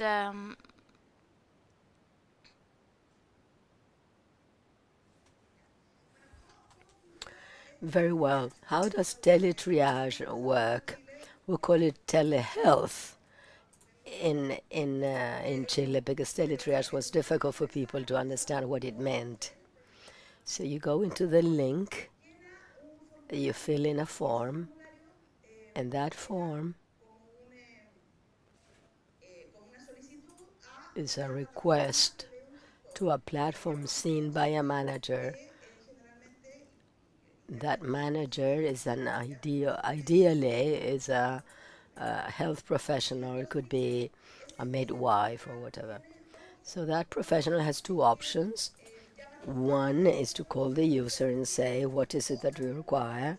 Or the manager can go over the card, over the fact sheet, and give a solution, or call the user and ask him what he needs.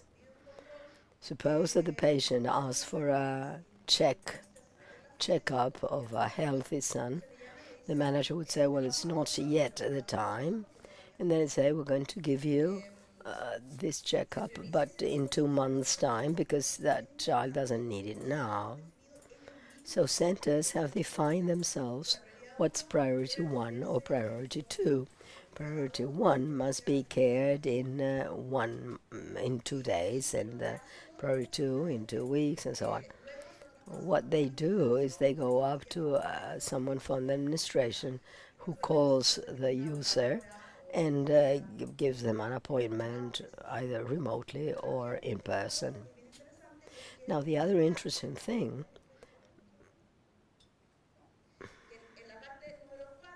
number 4, that you can see there on the screen, is can be solved directly by the professional.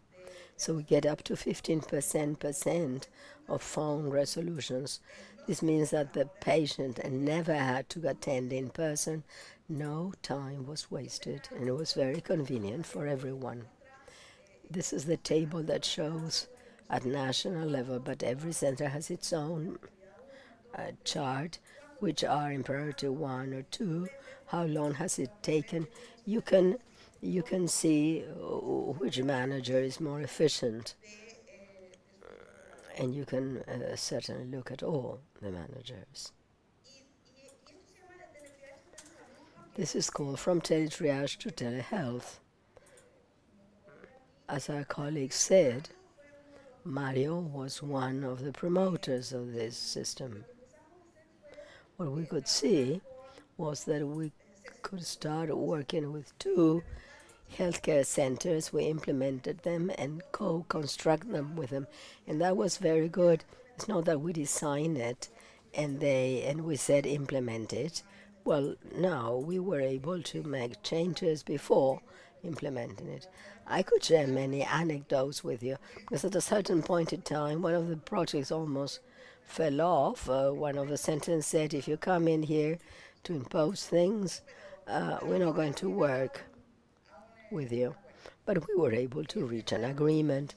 We prepared the managers, we had a pilot, and then we consolidated and expanded that to 8 more. After that, in March 2022, President Boris took office. In the government program, the idea is to continue with teletriage. So I started working as head of the division of primary health care. We started working and expanding in a very interesting way, and that's voluntary.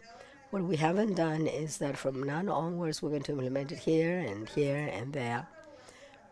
We show the system, and what happened was that the system would be sold by itself. We didn't have to sell it. Everyone wanted to participate, so it was very successful. Now, as I said, that was in President Boris' agenda. We're going to try and balance the activities in the pandemic with normal activities. We are going to group patients according to the risk. We're going to have teletriage and CPAF, which is the strategy for intensive care, as I told you yesterday. This is another short video. The teletriage strategy corresponds to improving management in PHC. Through the role of coordination of health services, the idea is to promote the adoption of this strategy in PHC centers so that they can be responsible for their work in an autonomous manner. With the help of community entities, teletriage opens up as a real option to manage demand, giving priority to consultations, improving the waiting times. There are also several actions related to collaborative learning and virtual courses, so that professional teams and benchmarks, and then the local teams can process demand by using teletriage.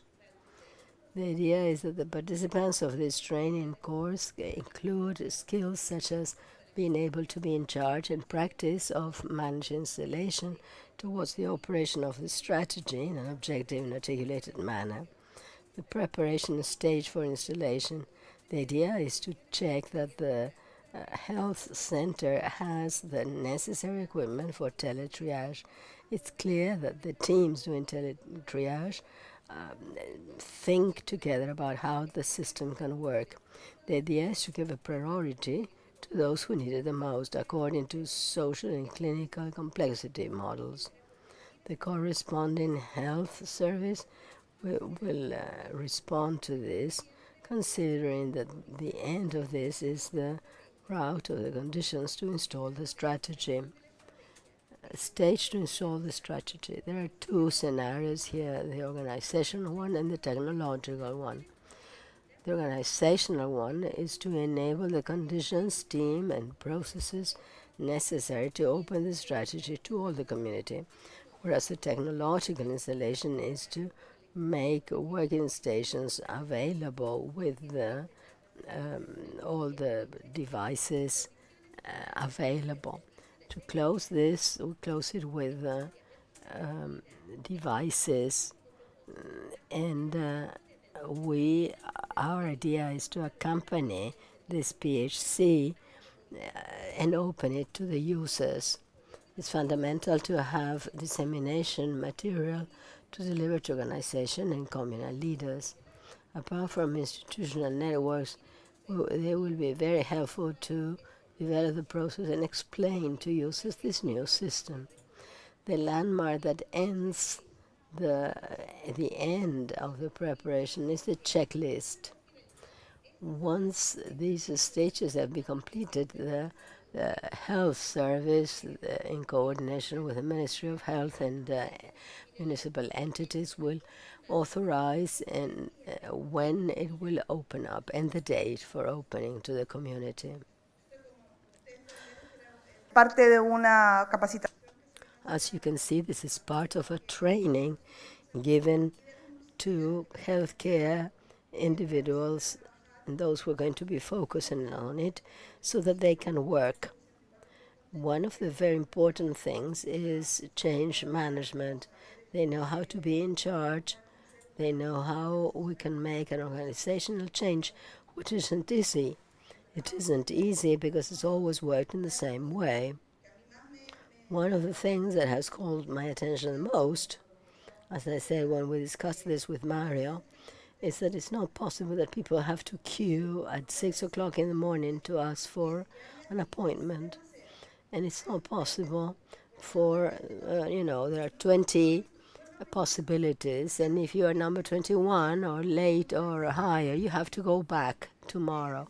Well, that's not dignified. So how can we make people at least wait at home, at least? Well, so what we've done is that from the time in 2021 when we had 10 centers, now we have 142 health centers. And the idea is to make this innovation and scale it up. There's a political will. We have 610 centers and we want to reach all of them. There are 22 health services. There are 22.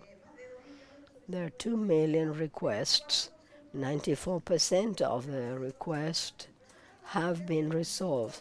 That doesn't mean that they've seen a doctor, but that they've been called and told that you have an appointment in 2 months' time, or if you need a medical certificate, then come and take it. 64% is solved before the 2 months, and 15% is solved by phone. This is great savings, not only for Department, for us as a sector, but for the people, because they don't have to pay for the transportation, asking for something that can be sent by mail. And there are over 3,000 professionals of triage. We also produce some resources. We have generated a course. It's available in the PAHO page to get the technical guidelines. Furthermore, something interesting is that we had to update the serious event register. How can you register that you have made a phone consultation? You have a code, so we had to update that part of the system as well.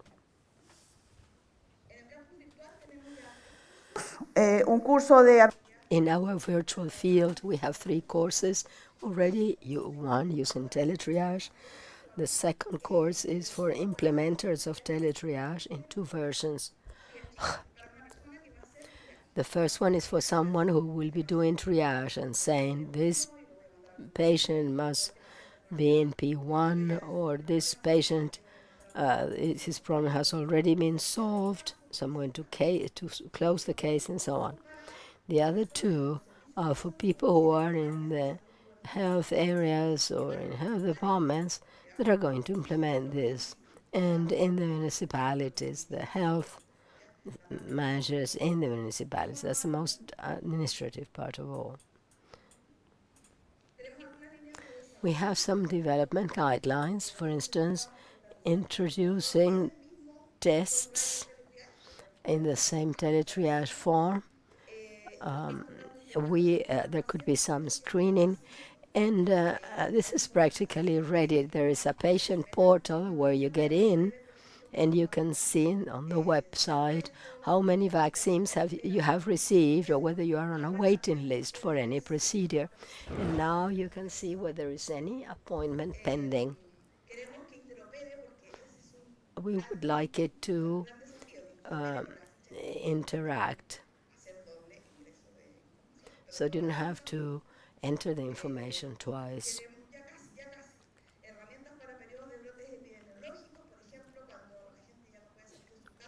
So, this is a very important tool when people can come out of their houses.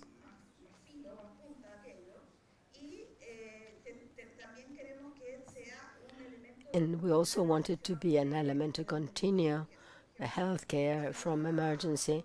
For instance, if someone goes to an emergency center, that same nurse or doctor can tell him, after this, you have to have a checkup. So go to telehealth and ask for an appointment immediately, and everything is very well set up. This could also happen in hospital. Whenever someone is discharged, it would be called to say, well, you have to check up in your place. But we can always continue working there, and healthcare services are autonomous to work there. So this is what I wanted to share with you. I'm available for any questions that you may have. I'm showing you these images because this is something that municipalities think it's theirs. They have their ownership. We also have Puente Alto, Renca. No, we have telehealth. We are the first community in all the region. And that's what they say, and they all feel very proud when that's the case. Because in fact, one of the things that we've been told, and that's one of the things I'm going to be absolutely, eternally thankful, is that people don't have to wake up early and queue at 6 o'clock. There are people who don't have access to a mobile. Yes, it's true. There are people who are elderly and can't go into it. But people from Argentina, for instance, can ask for an appointment. Say if his son is in Argentina, he can ask for an appointment for his mother who is in Chile. So that's very nice. And that's something that is very charming. And something else, this system is a very easy to use system. It's a user-friendly system. This isn't nuclear medicine, this is very simple. However, it makes lives easier for a lot of people, improves their quality of lives, it eliminates barriers to access to healthcare. So we're very pleased in Chile that we're implementing this, and we hope it will continue to replicate in other healthcare centers as well. Thank you. Very kind. This made me think, because I'm one of those children who get the hours and the time slots for their parents. And we also do the banking and other issues as well, so this is very important. Thank you very much. As we said, This is why Dr. Barbosa asked us to go into detail with this in this experience, because seeing how it can be replicated in other countries. Now we're going to hear the experience of 911 in Panama, and I'm going to thank the government of Panama for several things. They've been collaborating in many issues in informatics system, in healthcare. On a personal level, I had the opportunity to visit the Center of Telehealth 911 Telehealth in Panama, and it's impressive. But a special thankfulness to because Panama has many events and organizes many. Hosting many different events, and we had an opportunity in Panama, which was very interesting. And thank you, all of you, and the government of Panama, because in the post-pandemic, it has been good to be able to do the events in Panama. Panama was in person again, and they allowed us to strengthen that collaboration. So now, Dr. Villarreal, she is the director of the provision of healthcare services of the Ministry of Health in Panama.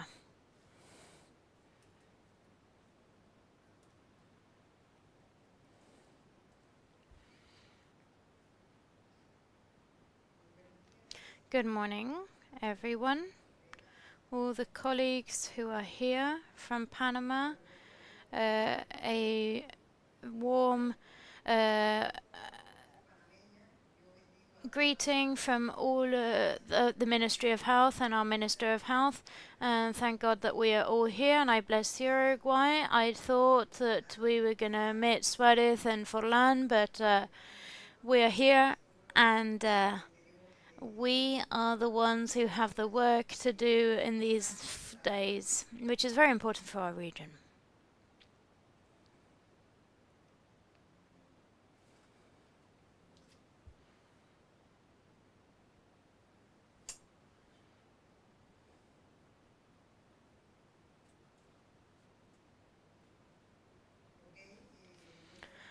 For those of you who do not know Panama, Panama is a small country,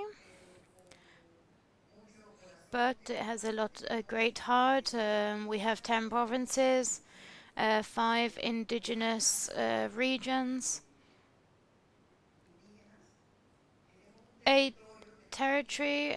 We have 75,000 square kilometers, and we have also a lot of international waters, which is 77,000 kilometers of our territory for our country in Panama.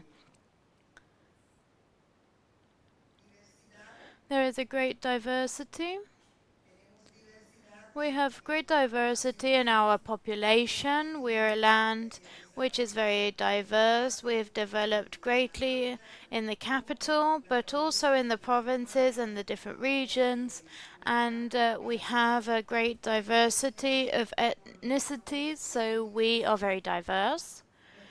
Our life expectancy, according to our latest statistics, are this PowerPoint is brought from the National Institute of Statistics from 2023. It says that the life expectancy is 78.7 in overall for women, 81.7, men 75.8 years. Indigenous population represents around 17% of the population, and in total, the population, we have Afro-descendants, which are 21%, because we are very diverse, as I said.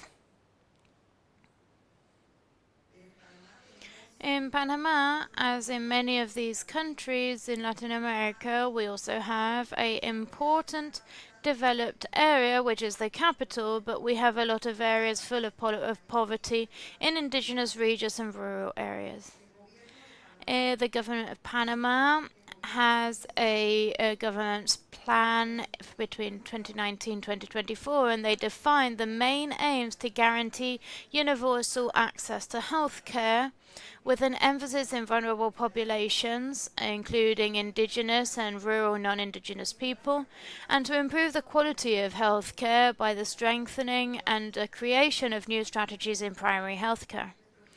Our Ministry of Health has a national policy which is aligned with these strategic alignments for 2016-2025, which are taking us towards innovation and research in healthcare and restructuring the public network of healthcare providers.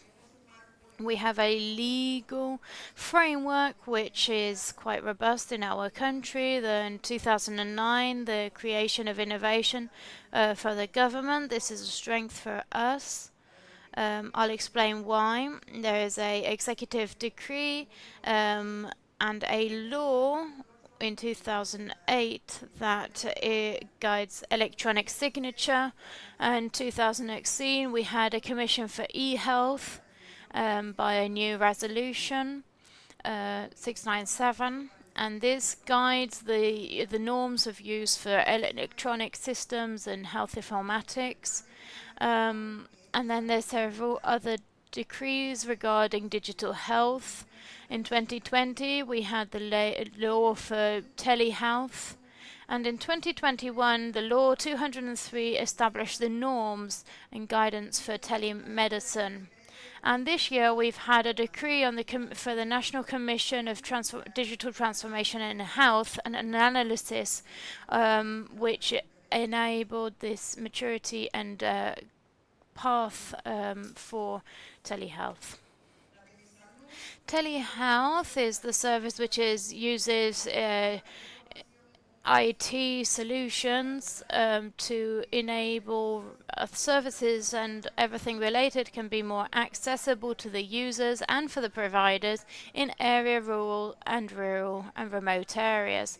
There are 4 applicancy. We have telemedicine, tele-education, in research networks and tele-epidemiology and administration networks.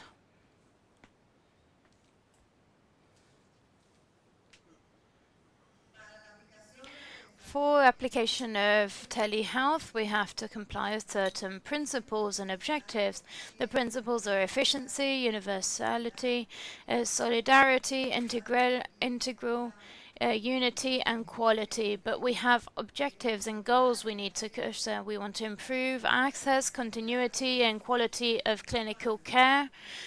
We want to optimize the service of health that we are providing our patients of the Ministry of Health and Panamanian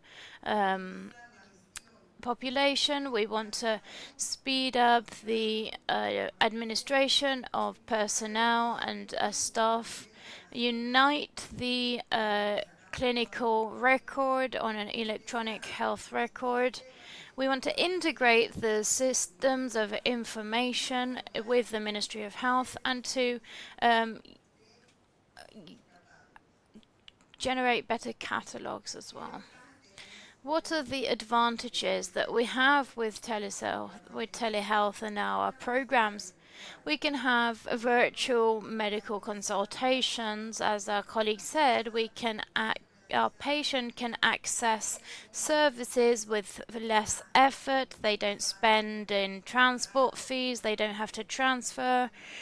We give the attention directly, giving them monitoring the condition of the patient and the diagnosis and everything that is implied and the attention that a clinical practice entails. We can give specialist medical care. All our countries need specialist doctors in certain areas, in the remote areas. And in our country, we know that the specialists are generally concentrated and focalized in the city, in the urban areas, and because they also have private practice. And this allows us to make sure that patients can have specialist care in remote areas. We can detect the need and give solutions.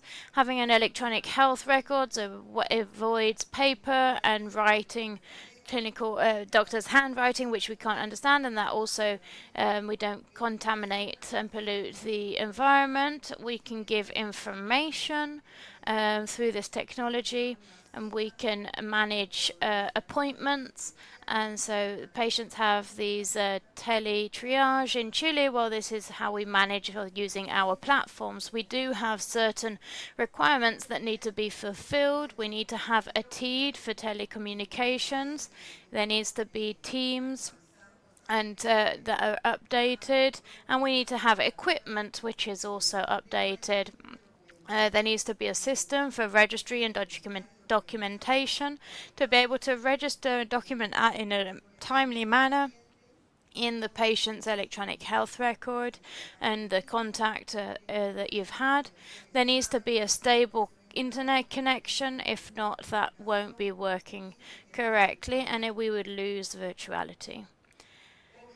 Also, we need to have a fulfillment of all the regulations. They know the rules of the game. They know what needs to be respected. We need to respect the patient's information, confidentiality, and we need to fulfill everything that the lay allows us to do. The practice can be done on a private level as well as if these requisites are fulfilled. We also have a protocol of communication, which is very important because it allows for the compliance with the normatives and the norms. And there also has to be an informed consent from the patient, and it allows us to also train personnel constantly. This is a need. We need to continuously train our staff because, as the colleague said earlier, doctors and healthcare providers often are against change or digitalization. Of those of us who are older, we find it hard. We oppose because it gives us more work. I had a colleague who said, when I'm given a computer, that is when I will retire.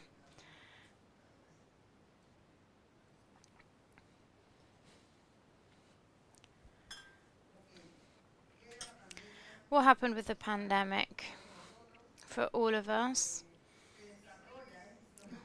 We found ourselves needing, and before what we did was we didn't implement telemedicine and all these platforms in the pandemics. We strengthened them.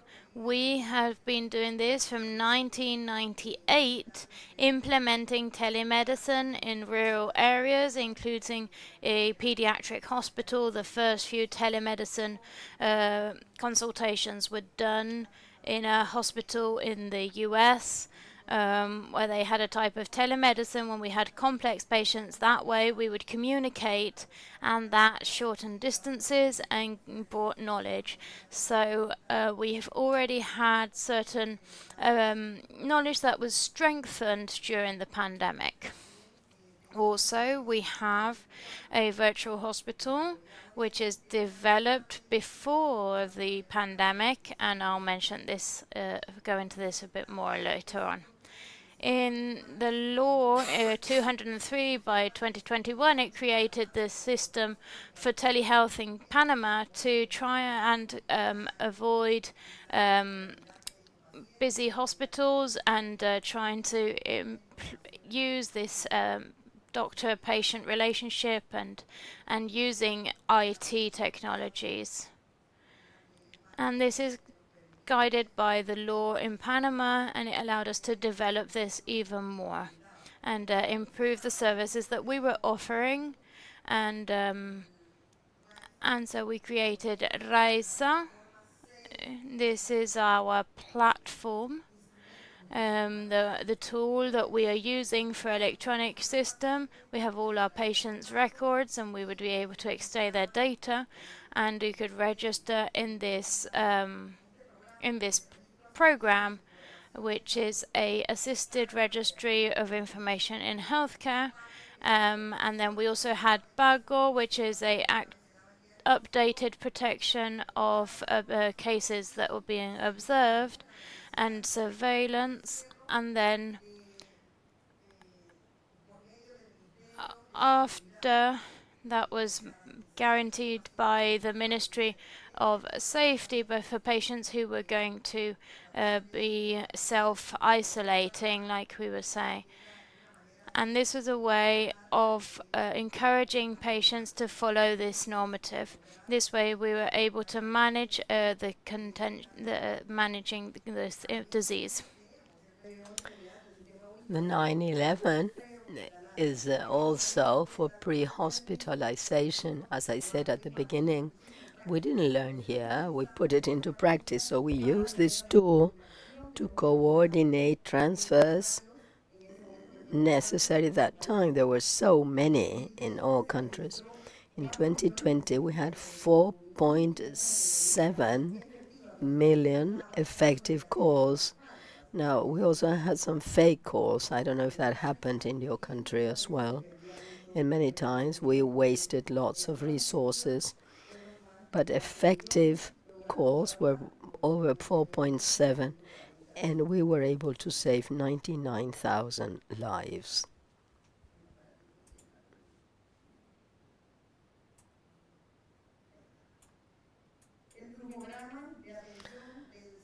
This flow chart of the contact center or call center, we would take data of the patient, the data of the clinical history of System 6 to register information from the patient, the clinical record. There is also a number for the appointments, and the personnel would contact the person for the appointment, and then they are constantly having everything very well detailed depending on the case, because this is for non-communicable diseases like diabetes and so on. So they have controls and checkups every 3 months. If the patient must be referred to an appointment with a specialist, and then those patients would be referred, and once again the appointment would be made. This is the this is the flowgram of the care of post-COVID. We also had an experience with these patients because many times they were discharged, but they were complicated plus chronic patients. These patients needed a specialized care of those specialists in internal medicine, mental health, pneumologist, and also social work, because there were very many social work involved. That was until 2023, early 2023. We discharge post-COVID patients, but we kept the call center for non-communicable diseases.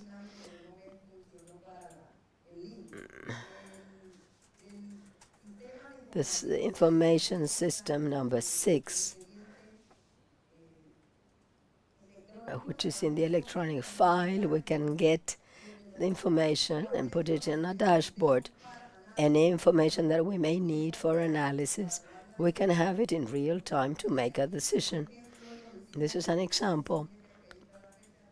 We did this in 2021 when it started until on the 30th of August 2023. The number of appointments given and the number of prescriptions for these patients. If I would like to know what pathologies are seen the most, what diagnosis, I can simply key it in and see the type of diagnosis. We have hypertension, diabetes, there are chronic diseases. We can see it by month, per week. If they are going to their checkups, it's a way of following patients up as well as our doctors, because we can control them very well from here. This is another example of appointments in the call center and the places where we can comply with this program. At present, we have 37 primary health care centers complying with the requirements and providing tele-appointments. We have 15 regions of health, out of which 12, which are not for indigenous places, but they are in remote areas. We have 37 centers in this project. I've got 2 minutes left. Challenges. What are the gaps in rural areas? As I said, there are cultural barriers where we find rural areas that oppose to having technology. Now, human resources are insufficient. This happens in all our countries. And they're not competent. They don't want to be trained. There are lots of specialists in the cities. There's also a question of privacy of data and security, remote households, and also health centers that must be remodeled to comply with the requirements. What are we doing, or what have we achieved? There is a national association for the health digital transformation. They met once this year, and we have the eternal support of PAHO for this, as well as the IADB and the World Bank, which are our financial collaborators. Both of them are addressing their efforts towards digitalization in Panama. On our roadmap, we have to articulate all this so there is no crash and we can move on in digital transformation for us. Here we can see the contribution made by PAHO of teams, medical teams, to support digitalization in our PHC centers. They are our allies all the time. I don't want to leave before telling you what our ministry says. The response defines the way we look into the pandemic. Panama is advancing with telemedicine laws and technological projects to be prepared for the future where the health is at everyone's hand. And this is our goal. Thank you.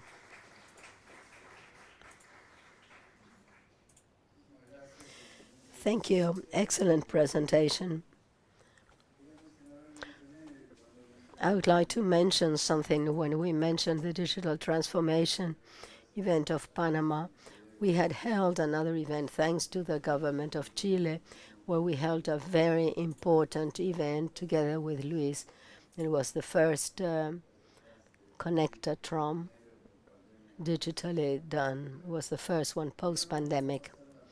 We're now going to give the floor to Mirna, and I would like to give you the context of this. This is so important that we have 3 directors of PAHO in the room. Sebastián García, who's the director of the department of where we are working is, the director of chronic diseases. And he's going too fast to understand the names he's mentioning of your colleagues. I'm sorry. We also have a mandate from the director of the organization to work in a comprehensive and programmatic manner so that telehealth, and you would see it in his speech when taking office, Dr. Barbosa mentions telehealth as one of the pillars. Along that line, I would like to mention something that was mentioned here, and it's not new. If you go deeper and you Google in YouTube, you can see that almost 20 years ago there was an interview in Panama by CNN because of the creation of the virtual hospital. It was Claudia Palacio who made this interview, and this was submitted at the General Assembly of the UN when the Caribbean countries mentioned the question of chronic diseases and the virtual hospital in Panama was used as a model. Without further ado, we're going to give the floor to Mirna, who's going to give us some detailed information about the research work we did with telehealth and how we are advancing in technical matters. So, Mirna, you can have the floor. Thank you. And thank you to the panelists. You had wonderful presentations, particularly for us to look into what we were discussing yesterday, that is the action, how to act, real practice, to be able to make these changes that we are always talking about. But these are the real examples of how you can do it. We made a study in late 2022, early 2023. It was a survey in some countries in the region. We wanted to find out what the barriers, facilitators, and lessons learned were. We focused on those who worked in service in telehealth, or that could be possible workers. So the idea was to see what they thought about it. So the idea then is going to go very briefly and tell you what context we have. It doesn't differ very much from what evidence tells us, but it's important to see it from the horse's mouth. So to give you an idea of the conclusions of this context and what things came after the pandemic, because as our colleague said, the pandemic was an accelerator or also a promoter of these things. To us, telehealth, as has already been said by you, is a group of activities, much larger group than telemedicine. Telemedicine forms part of telehealth. Telehealth includes everything related to teleeducation, and telemedicine is focused rather on specific care through technologies.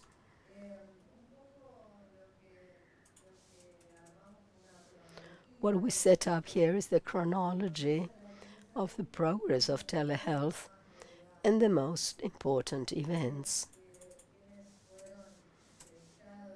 The interviewed and those who answered the survey showed this. The idea was that before the COVID outbreak, there were very few, although I would say the infrastructure was less than what we had, less security, few payment models for services. Follow-up devices weren't that much used then for decision making, but there was a lot of a lack of understanding by those who were given a direct care, and also the decision makers and patients. The truth is that patients didn't have a contact with technology that the pandemic generated or gave us. People could understand that they communicate far more easily with everyone, including their relatives and doctors, banks, etc. So that was good.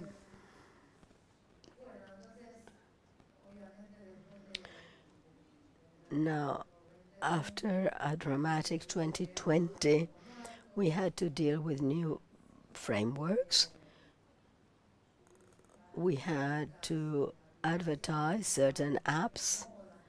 There were fashions about chats, about telephone call. There were all kinds of fads. But the context was a facilitator. We could understand where we were heading to. The implementations made in 2021 were quite more organized, with services that were scaling up. Some cases they were not so much for COVID, but to continue with post-COVID and to know that the service improved or waiting times were reduced as well as costs.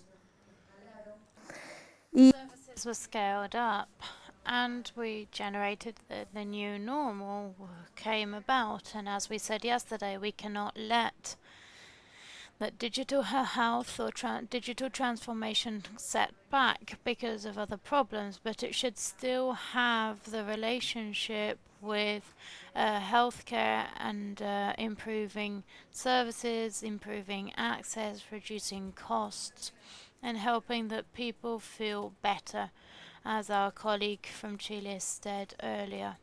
That is what we cannot lose, and everything that comes from here on in digital health.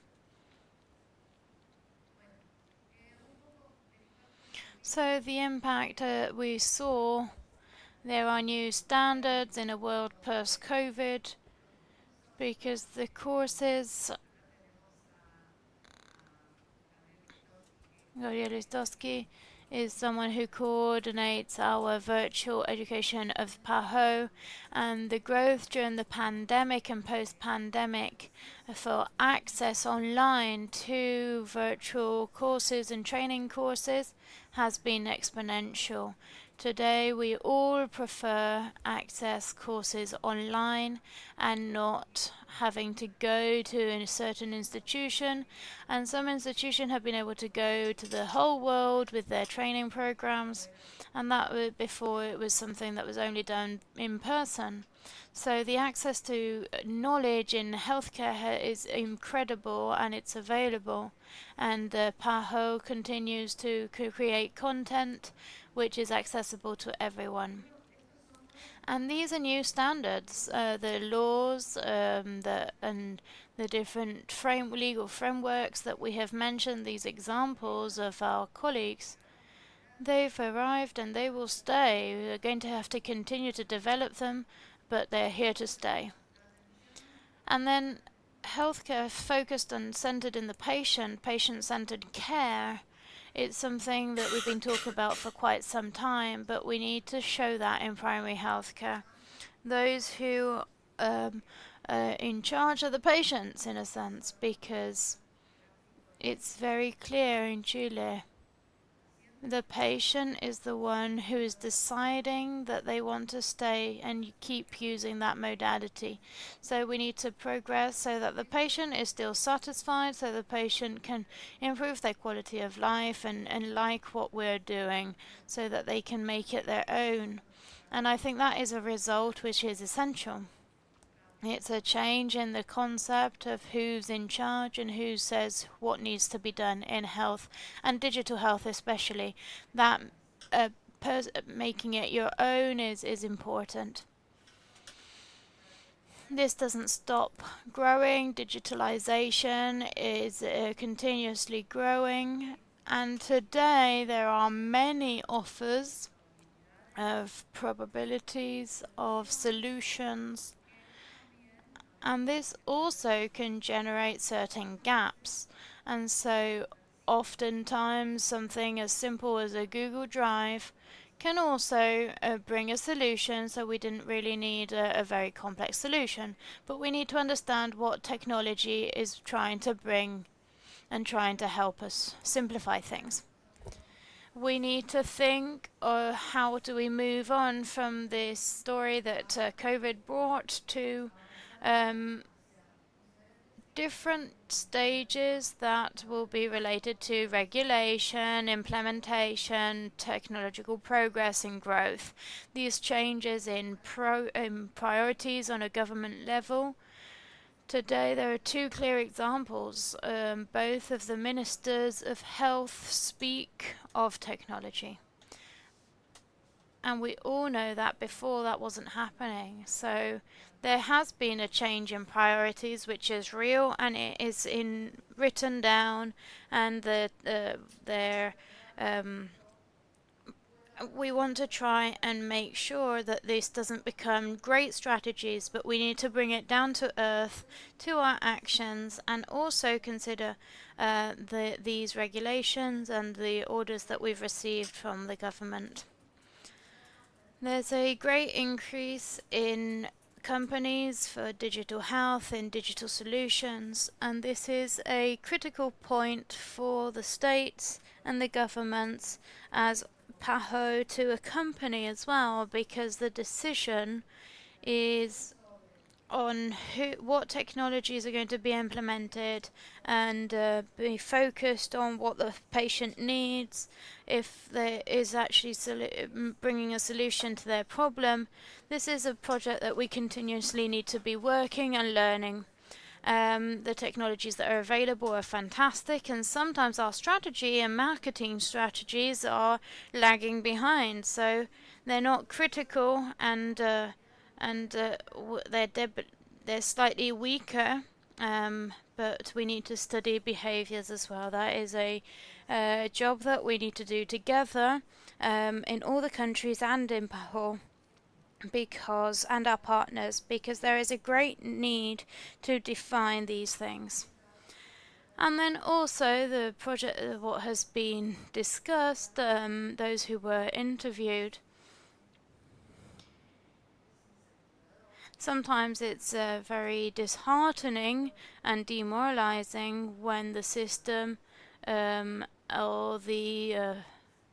what you receive for working in telemedicine, and so we need to focus on this, because really human resources, as you have said, it's you have to work more and you get paid the same, or you even earn less. So we need to continue to work in incentives and work on this aspect. We've done a project with Uruguay with the law of telemedicine, with a great focus on providing services and how you get paid for that.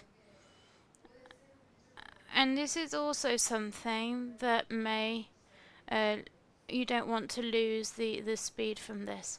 So however, telemedicine also gives a lot of value to the patients and professional and the government. It allows equity and access, because everyone who has can help someone else to access, and those who are well informed and know how to do it. The issue on training our professionals, as the Ministries of Health are saying these days, we also need to work with the professionals. Sometimes there's a certain fear, but that is what these trainings are for. And when everyone can access information of any type and at any cost, there's a lot of it which is free of cost. Patients are highly empowered once they've understood how these things work, and once they feel they are taken care of by the system and through technology, they are highly empowered, and we've seen that in their patients with specific examples. And there are many innovative methods and a lot of possibilities to generate innovative methods in the primary healthcare centers themselves. So to develop the method themselves, that's very important, and I think that the construction of these innovative methods and then being on board is very important, and that is something that you mentioned before. And those who receive this symptom, they're highly considered in the development and implementation of these strategies. Just go over quickly the barriers and facilitators. Considering the organizational framework, there are two main fields: a strategy for general implementation and financial incentives. There needs to be a strategy for implementation. Implementations just in a isolated often don't act in an interoperable way, and that is a problem, and the cost is impressive, and the frustration that it generates as well. So we need to have a certain implementation strategy with resources, financial resources and incentives associated, and that's a key factor or necessary factor for this to continue. And then we also need a regulatory framework. It's difficult to work with people who make the laws, especially in medicine, and sometimes the times they take are or it's difficult. Their timelines are going to be different. We need to encourage new laws and make sure they're applied. Regarding digital transformation, there needs to be a digitalization. As we said, it needs to be inclusive and not augmenting gaps, and along hand in hand with education and training programs which are related to digital health. Then what we mentioned about, both colleagues mentioned this issue, acceptance.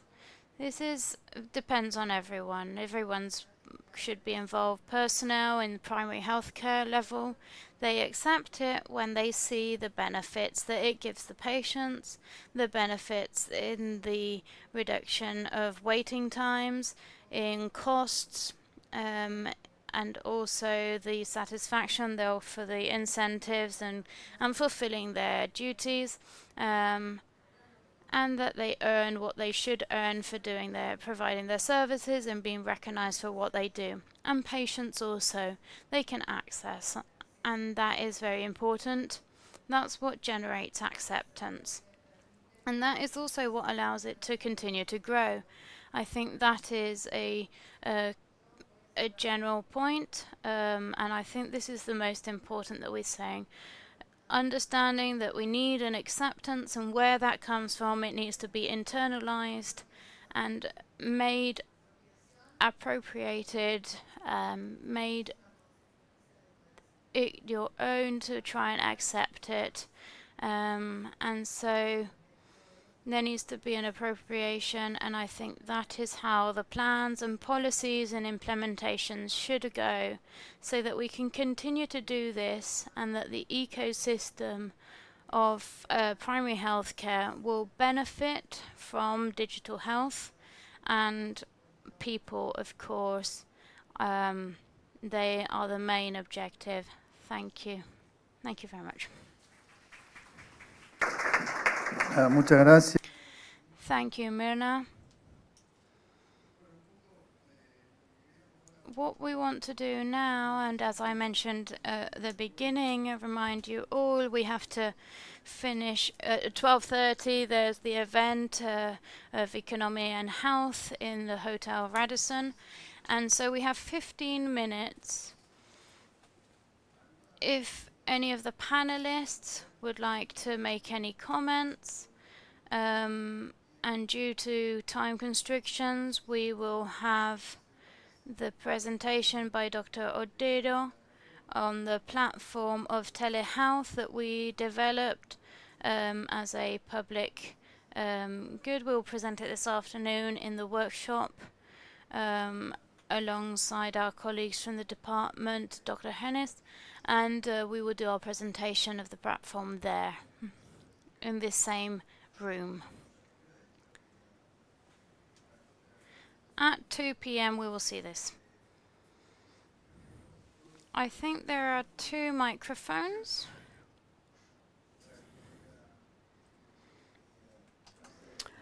Our colleague from Chile wanted to make an additional comment.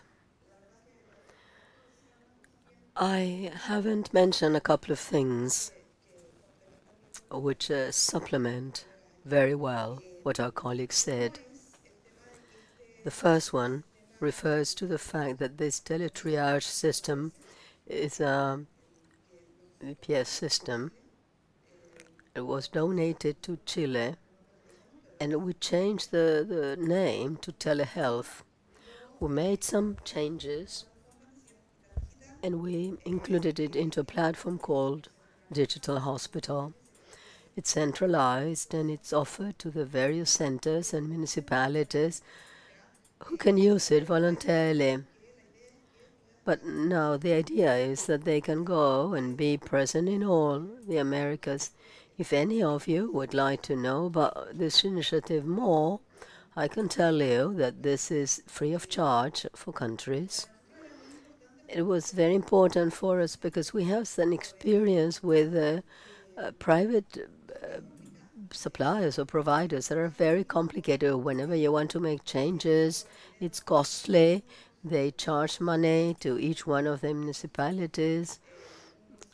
So if a municipality wants to make a change, then they have to pay. Or if they want to take out data for analysis, they have to pay. So everything is money.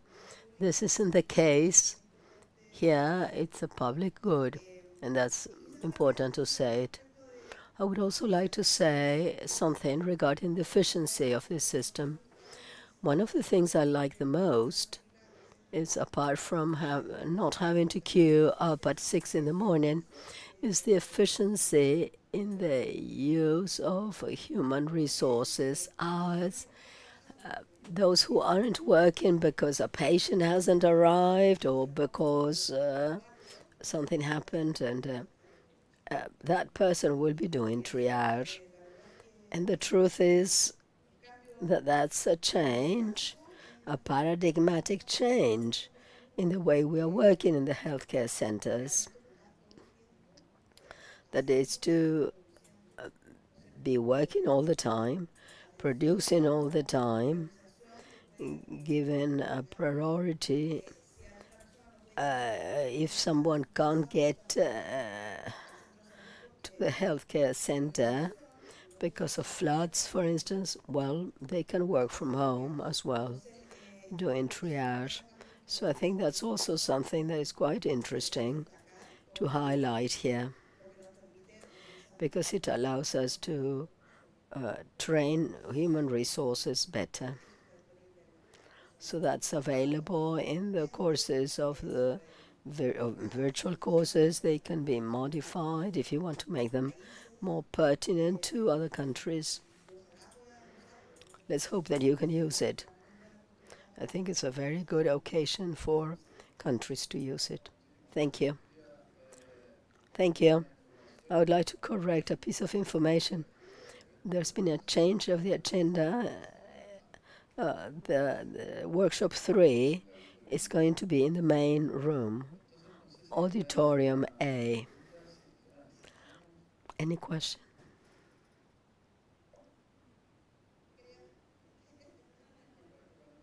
I'm sorry. I would also like to say that all this for us is quite significant and improves our own work.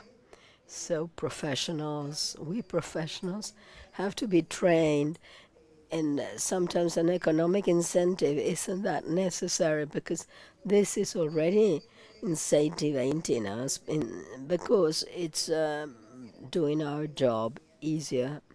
It's making our job easier. We depend a lot on the budgets given by the Ministry of Economy and Finance to keep and sustain all our projects. Thank you.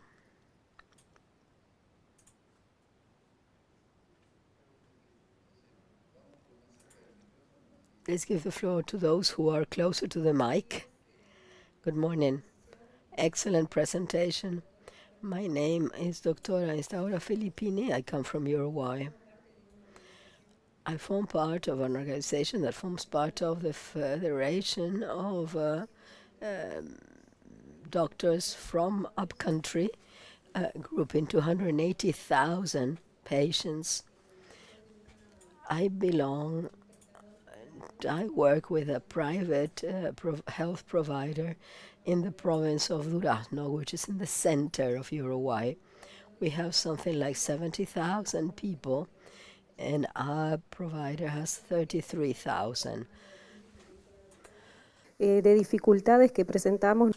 I would like to mention some difficulties that we encounter. The medical salary is very much restrained, and there must be an agreement of fees. We know that there can be 3 or 5 patients per hour, but for teletriage and telemedicine, we don't have that. And so sometimes we say it's 2 per hour or 8 per hour, and even to repeat medicine. You know, we doctors, in general, we don't want to do that. That'd be important in our country. And we are quite advanced, particularly due to the opportunity we had with COVID. And also the economic investment, as you said, everything that has to do with IT changes, adapting programs, interoperability, all that is charged per hour by experts. Now, to have 24/7 support, whenever you have to make a change in the code, you need money and dollars. And we work a lot and collect in pesos. So alliances at country level to have a collaborative IT so that institutions can speak the same language and convey this to all the territory. We are about 3 million, over 3 million. So that would be adequate. That is simply to give you a context of our country. Thank you. Someone else from the other side of the room. Could you introduce yourself, please? Good morning. Congratulations to all the panelists. My name is Norm Martínez, first level head in Honduras. Telemedicine is a qualitative leap forward in medicine. We've been doing this face to face in our countries, but I have lots of doubts. One of them has to do with costs and times. How we're going to deal with time and patient. How we're going to do with someone who calls in and it's in a remote village, and I have medicine or telemedicine according to the type. Some centers are in the hands of nurses and not specialists or doctors. How can you take out drugs, for instance, in psychiatry?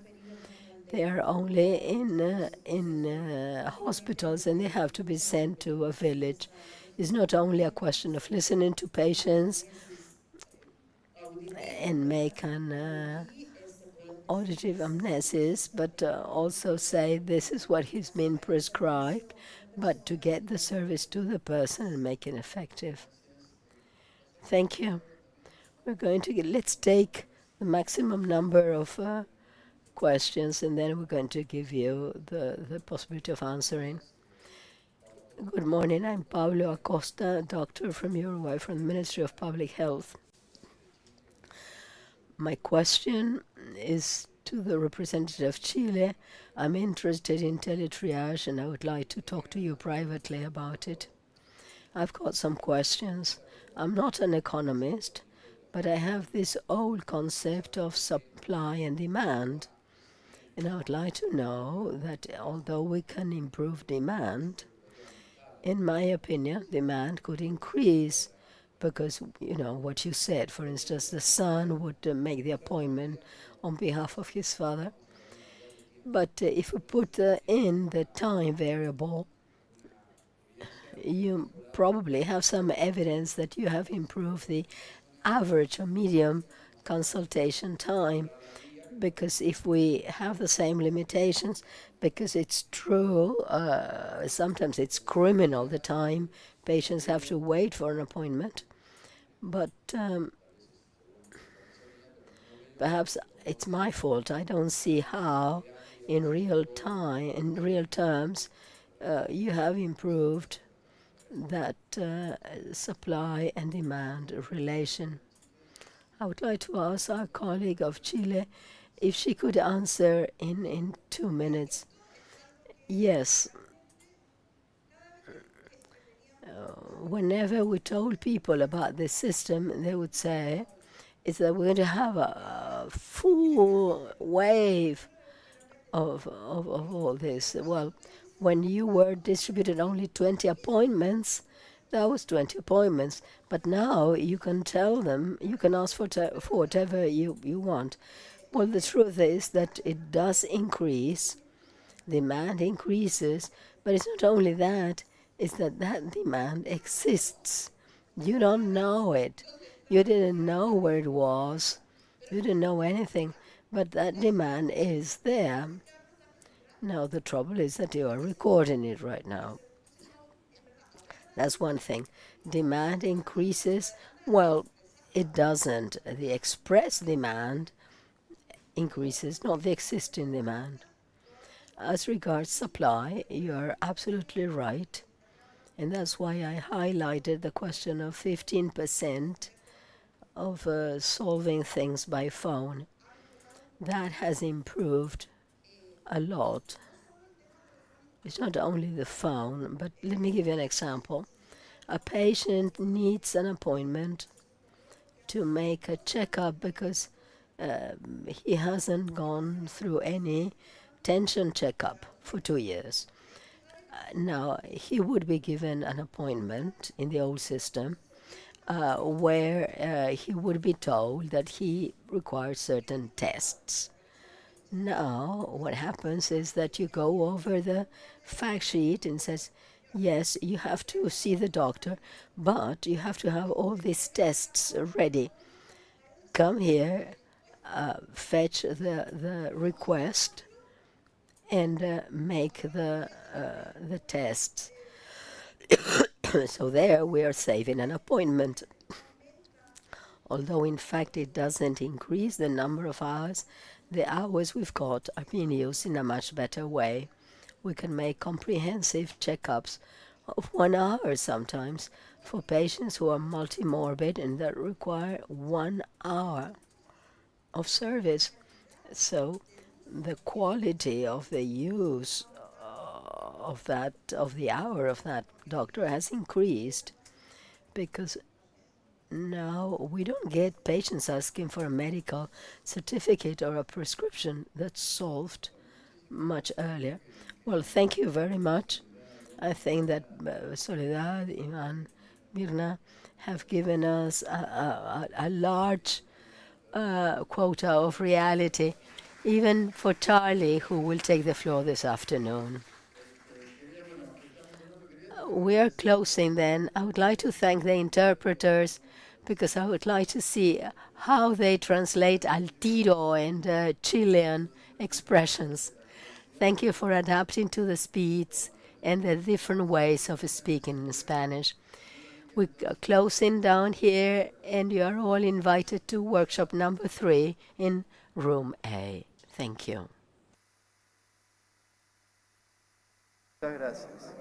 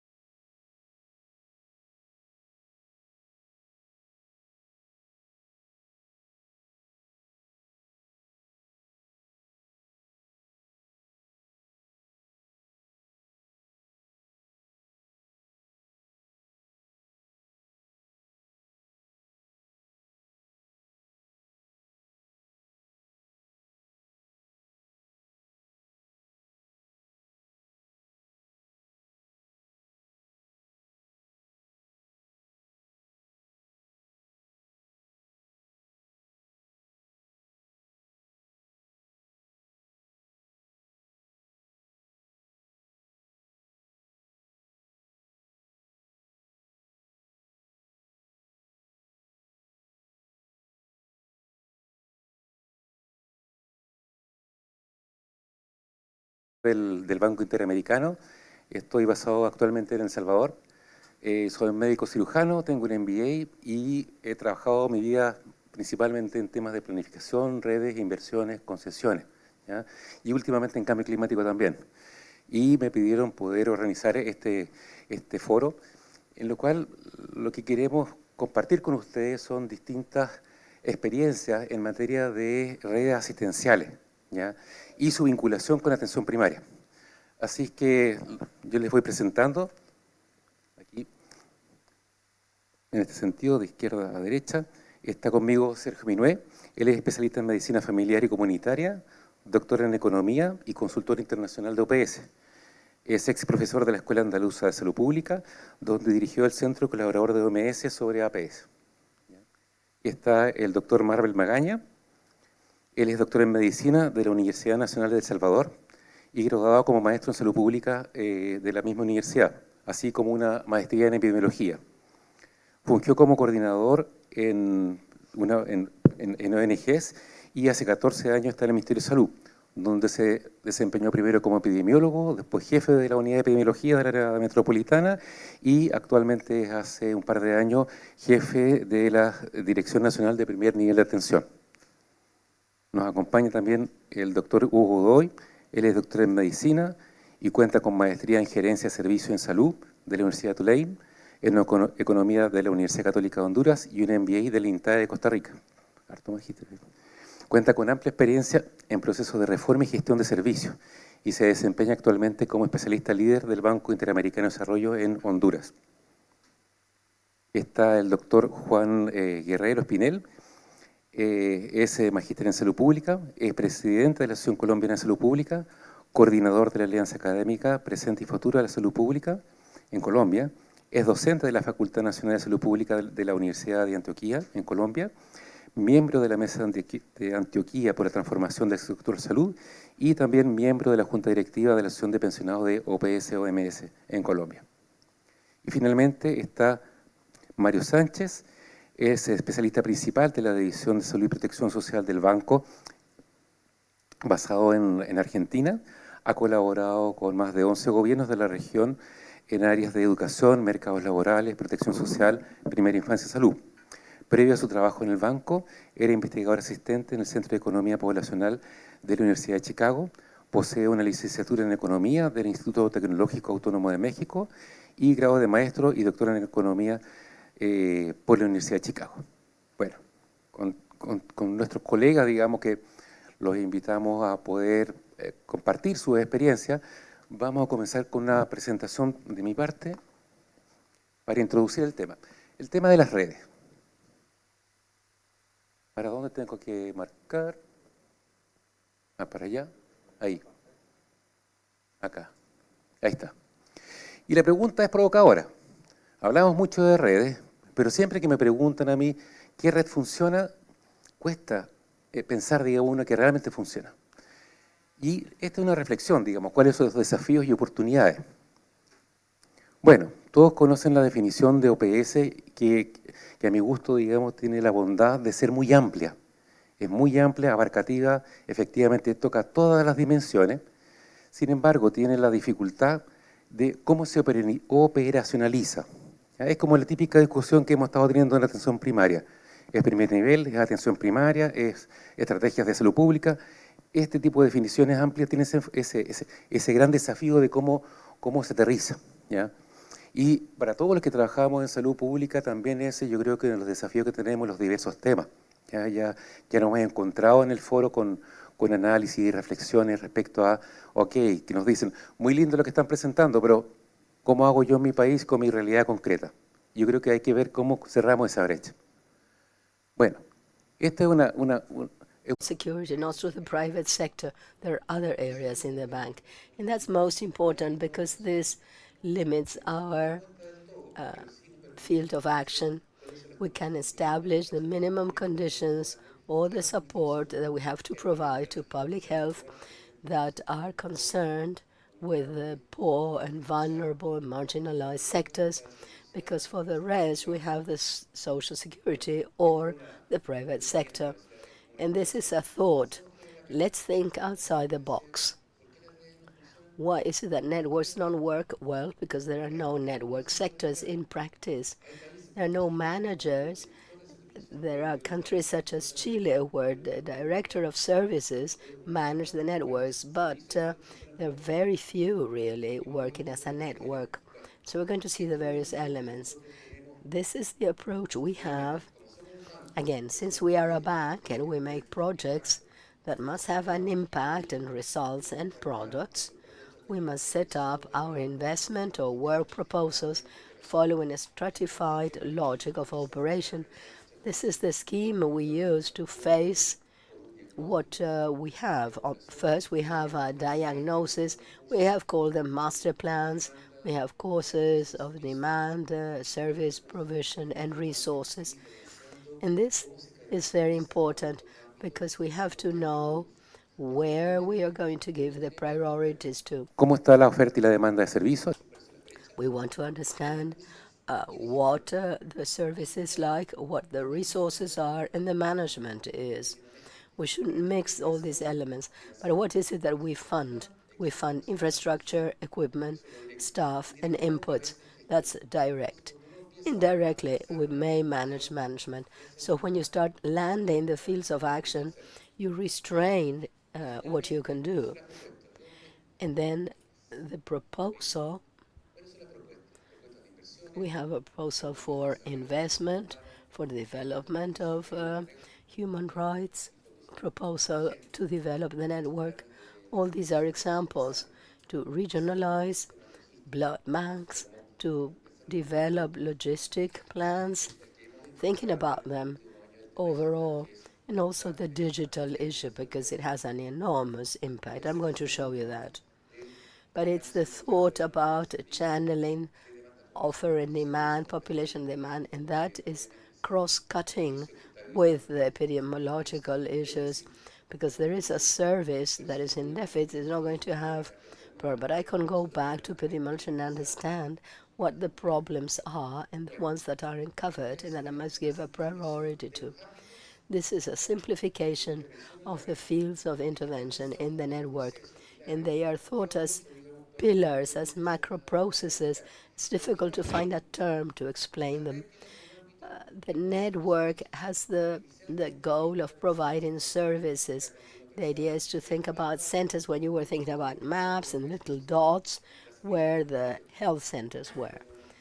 Now, we can think in an ubiquitous way. We needn't have a physical area, but that's where the service is. That's the traditional way of thinking about networks, like a planetary scheme. Then something else that we usually underestimate or omit, and that's the flow, is the flow of the people in the network. How do they move? Except for some systems, and we're going to see the progress in El Salvador in general. When somebody went to primary care, they would get a little note to go to see the specialist. And, well, if he lost the little paper, then, primary health care would say, well, I haven't got a specialist or I haven't got an appointment to give you. So we have to turn thinking about this process as a phenomenon per se, which is largely complex. We had to think about urgent issues, pre-hospitalized, and we've seen this in COVID. Those were urgent hospitalizations. During COVID, we had a vision of a network management that was punctual and specific. After the COVID, we get the IT equipment, but that practice of managing networks didn't stay. We have to think that if COVID had been faced by each hospital in an individual manner, if each hospital had gone out to look for its team or equipment, that would have been a catastrophe. Many say, well, the hospital collapsed, but since I'm thinking in a network, all right, I can think of another one. It's a thought of going beyond the borders. Support services. Why is it that I have to have a lab or blood banks everywhere? At present, there are models, or image reading in every place. There are models to provide services that allow you to optimize the whole and get to places where you don't get at present. And the third element is governance. It's like the sorrow's eyes. For those of you who have seen Harry Potter. Oh no, no, I'm sorry. It's the Lord of the Rings. I'm sorry. I changed the name of the book. He has a vision of the entirety. This was a way of waking you up. Now, 5 years ago, before the pandemic, we had a workshop in Bogota to assess precisely the level of maturity in relation to these various areas. And we found out that in the area of care services, none of them were satisfactory. They either had partial coverage or they had a supplement of PHC hospitals. Regarding network management, it was also partial. What it was really drastic was the question of support services, labs, blood banks, imaging, maintenance logics. All this is done in a very fractionable manner. All the support services are behind the wall, let's say, and they have become invisible. And there are very few areas where you can improve, keeping or reducing expenses. In all the others, it's very difficult to optimize it. The same thing happens with management, quality management, user management, the productive efficiency. Many times, these are administrative matters, and they would look at how many appointments there are, and the analysis of the number of appointments, for instance, is not there. So it's like thinking about active epidemiological surveillance, but for production functions. What happened with coverage, with human resources, with medicine? We have to start thinking with the same concept of epidemiological services applied to services. We have thought about productive surveillance. And let me give you an example.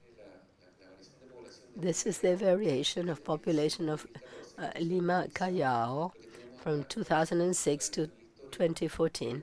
This is the traditional historical area, and we are seeing that the population is decreasing. Then there is a medium area, and the last area where the population is growing. And in this circle is where you can find hospitals. So if I'm a manager, I can think about where the gaps are, and I have to start discussing what happens here. Those are the functions of putting order in my network, whether I'm doing this through critical accessibility. And when you look at the figures, you can say, well, this hospital that is called of high complexity, it's not. But look at this other one, it is. In the case of Lima, neoplastic diseases are local, but others are not. Now, we made a simulation with a certain analysis, and we did this for Chile with production data of 2015, general consultations, specialists, and so on. What would happen if presence was replaced by digital health? To land all this, the electronic record is that. What's the impact apart from the benefit for people? We can estimate that the first level production could be done digitally. Of course, this is going to depend on the offer capacity, whether there is digital management by users. There are many factors, but those are things that we didn't used to have earlier. But this is the impact that we can see these are the places, but you know, how many appointments have we avoided? And then we get to an estimate. I was really curious and surprised about the effect on hospitalizations. But to do that, I have to set up a mega regional service. And they have existed. This has existed. We have experience about this. This other example, this is Lima once again. We are funding this project and it's being built. We are building support doctor services, hospitals for Lima, an imaging center, probably for Lima, but for the entire country, a routine lab, mainly to replace first level labs. And what I like about all this is that in a building where you think about networks, the question is who is managing all this?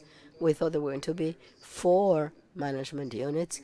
Then we decided there should be only one to worry not only about producing, but what's happening in the demand and where the demand is being covered. Because experiences that have failed is when logistics fail in the network.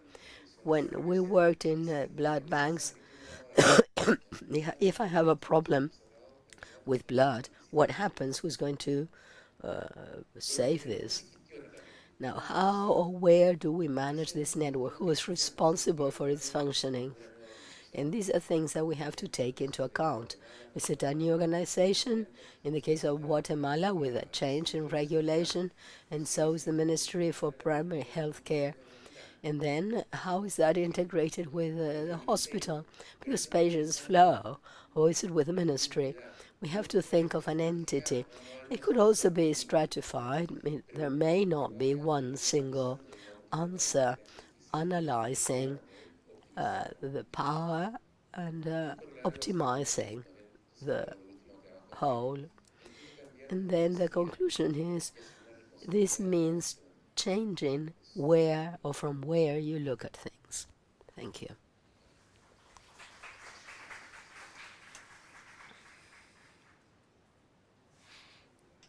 Good afternoon, everyone. It's a pleasure to be here with you and to share. And I will tell you about the experience we have with the network, specifically reference return interconsultation in El Salvador. We're a small country where you would say it's easy to be able to coordinate networks, but actually it is complicated, and we will see which are the difficulties that we've had. The objectives of the networks, we have this triple goal, that is to improve the status of the health of the population, respond to the population's expectations, and the sustainability of the system. How can we achieve this? Through governance, intersectoral and territorial approach, and quality. These are aspects that we have seen during these 3 days, and taking it to reality is a bit difficult, and it sounds a bit theoretical and a bit philosophical, you could say. But we have the challenge and the obligation to achieve it. What characterizes a network? We have a population and a territory that are defined. This is partial. In a country, the population can go to a place, to wherever they wish to go. We do not have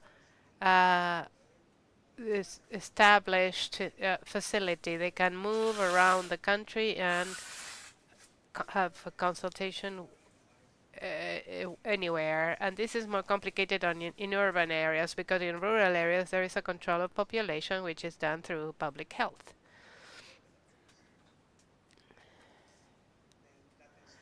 The care centered in the person, the family, and the community. Single governance for the whole network. this is one of the difficulties, of the biggest ones, because we have a fragmented system where it has political will has helped us advance. There's a directive from the president and all the systems start to align, and we increasingly join to work in a single way, and this has benefited us because before, between hospitals and units at the first level, it was difficult, but nowadays we are working with a single vision. And it has also been mentioned in all the presentations that this is very important, to have a vision of where we are headed. Concerning the return interconsultation and the provision of specialized services, if we see it based on what we said, is these are the expectations of the population, and the issue is to provide a response to this. Because we don't have a large number of specialists, and most of them stay in urban areas, and it's increasingly difficult for specialists to go to rural areas. And there are mechanisms of coordination in health services, which is what we have been betting on. How are the networks integrated and in health? This is one example. We call them RIS. And we have 5 regions. This is a barocentral region, and we start with micro networks. We have 13 micro networks that are made up of health units that are the communal clinics of the social insurance. We have a military fund and a teachers fund, and this is joined in the municipal and intermunicipal management council, and from there you start going up. We have departmental networks. We have 17, we have 14 departments, and we have because of the complexity of San Salvador, we have 17 networks, but with a higher hierarchical level, all the institutions are grouped, and then there's a regional network and then a national one, where we get together, and this is where governance has to be organized. And this is led by the Ministry of Health, the one that calls the shots. We review different topics many times. It's about supplies, medicines, transfers, and that is how we scale the different topics that are faced. Specifically concerning return and interconsultation, this is what it was like before.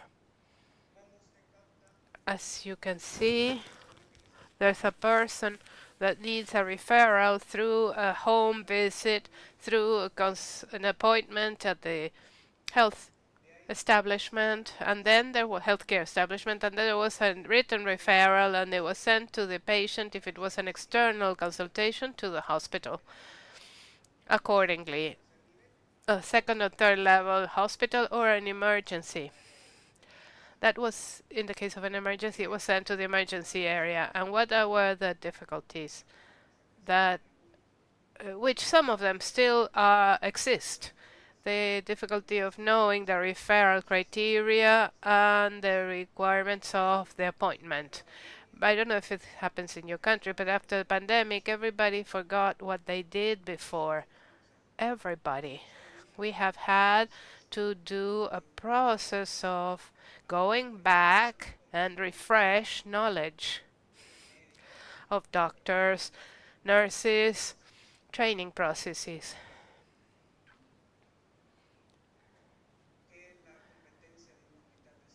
And the competence of a second level hospital, the specialized service offering, and know the capacity of each establishment. And with that, we have a written referral, very simple things that make the care of a patient more difficult. The time it took to do a written referral, illegible handwriting, use of stationery, we see it from the expense and the ecological aspect, multiple copies. What happened here that the patient left with a referral and they had to get an appointment in the establishment. And the person, if the person had a way to move, to travel, they would wait 6 months to a year for their consultation to be granted. And the expenses and the referrals, sometimes they were not timely or pertinent. And they would get to the establishment and they would say, why are you being sent here? Go back. But the doctor over there doesn't know. I don't know why they're sending you here. So the population is the one that understands the least and says, what is my role here? But they have them travel and spend. So what has made it easier for us to improve? It's a more referral interconsultation return model. And this is the whole digital transformation. In the digital transformation, helps governance because it allows us to standardize how we will do it. We didn't used to have electronic records and now we do. We have the SIS, an integrated health system where the information travels, and because they have the electronic medical records, there's an interoperation between the health unit and the hospital. And we avoid the problems we had from paper, handwriting, whether they worked in training, the offering of services of the establishment, and all of that requires training. And we always have focal points that do follow up. At the first level, we have a reference point, a focal point, and at the hospital level, we have a screening doctor. And you send the referral, and you have the screening doctor. They check it in the system, and they say, this is pertinent for this specialty or that other another one, and they say, no, this can be solved by the first level. There are requirements, and the patient needs to take some tests because otherwise the referral will not be accepted. Once this has been screened out, and that's where we have the screenings, and it sends to the system that it has been accepted, and in this we have been improving because the idea is that the response comes through by message to your phone, but we don't have that yet, so we need to work with the telephone company. So what does the first level reference point? They announce it to the people. How do they do it? Through promoters or through a text message. And that's how they are notified so that this person can travel and go to their consultation, and the appointment is there and they just go to the appointment. What are the advantages that we have obtained from using the interconsultation return model and module? Because the person doesn't have to travel, it reduces out-of-pocket cost and effectiveness of care, the reduction of wait times. We have gone from 6 months or a year to a month or maximum 3 months. Greater user satisfaction and improvement of the coordination mechanisms between hospitals and first level care. This was the first thing we did. We sat down, we were going to work This is a system we're going to work in this manner, and the intermediate levels and the superior level we are monitoring and assessing. And we need to improve here, because even with the traditional referral return interconsultation return referral system, it's a bit tedious to measure these indicators. It requires two systems, a lot of information, so we are trying to make it more accessible. The progress and achievements, integration of the network between different levels of care, so propagation of the offer of services that allows progress and organization, update of the institutional regulatory framework, a model of attention and return guidelines. We had to do that because otherwise it wouldn't work. And the design and implementation of new departmental and regional networks, and the strengthening of communication and the different levels of care. There's a better communication, and this is a big win. And then the implementation of this integrated health system, and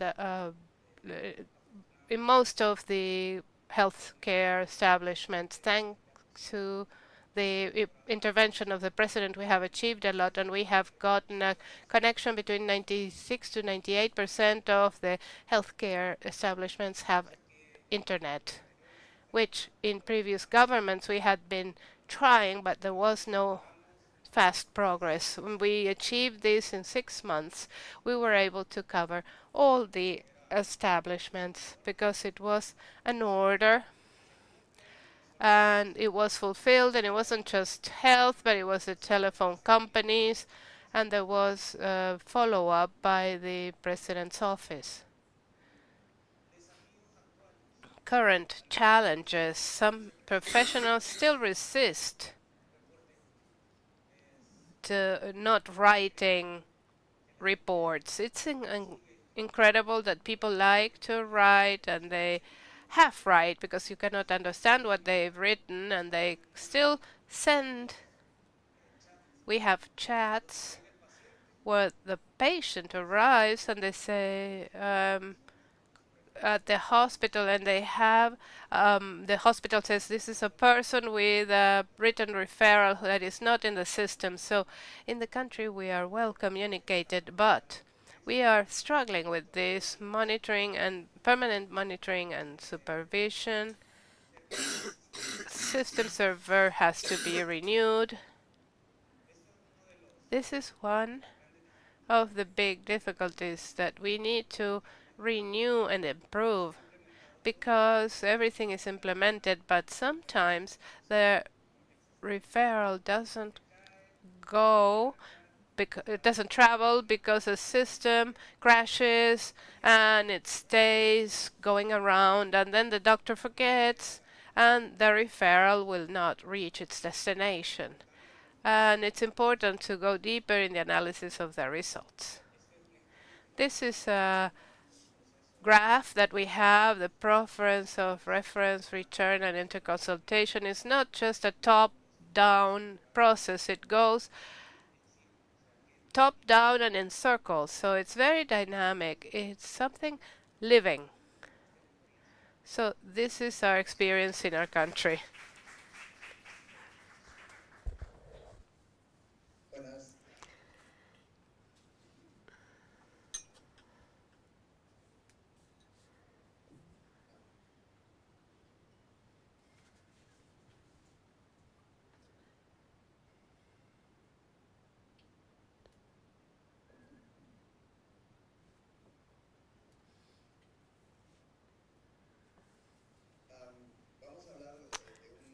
Good afternoon. We're going to give you an example from theory to practice, lessons learned in Honduras. Honduras has a different reality from El Salvador, although we're just half an hour flight away and a couple of hours from El Salvador. We are bordering countries. Our country hasn't got adequate digitalized systems, and we have no electronic records. Everything is done on foot, in writing.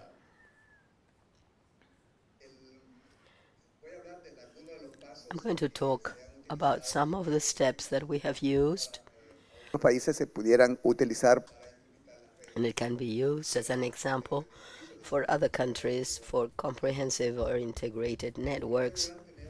In the first place, we have to have the rules and regulations in place. El Salvador said it had a national health model to establish the basis for the networks. In this model, we've defined the care levels according to their complexity and the typology of the healthcare centers, the reference system, management model, service model, and also the PHC model. It's being revised to adapt it. It must be managed through comprehensive networks. Apart from that, this document is a guideline to set up comprehensive health networks. It's important that on the basis of this guideline, ordering guide health guides, it's important to take into account that the demand flow isn't in agreement with the usual organization from the political, territorial, and territorial standpoints have, in this case Honduras, but according to the demand flow, geographical access defines that for each healthcare center shouldn't be longer than 2 hours or further away than 2 hours, and that's the way it's been organized, either by motorbike, by car, by horseback, etc. It also refers to the population that should have access to those healthcare centers.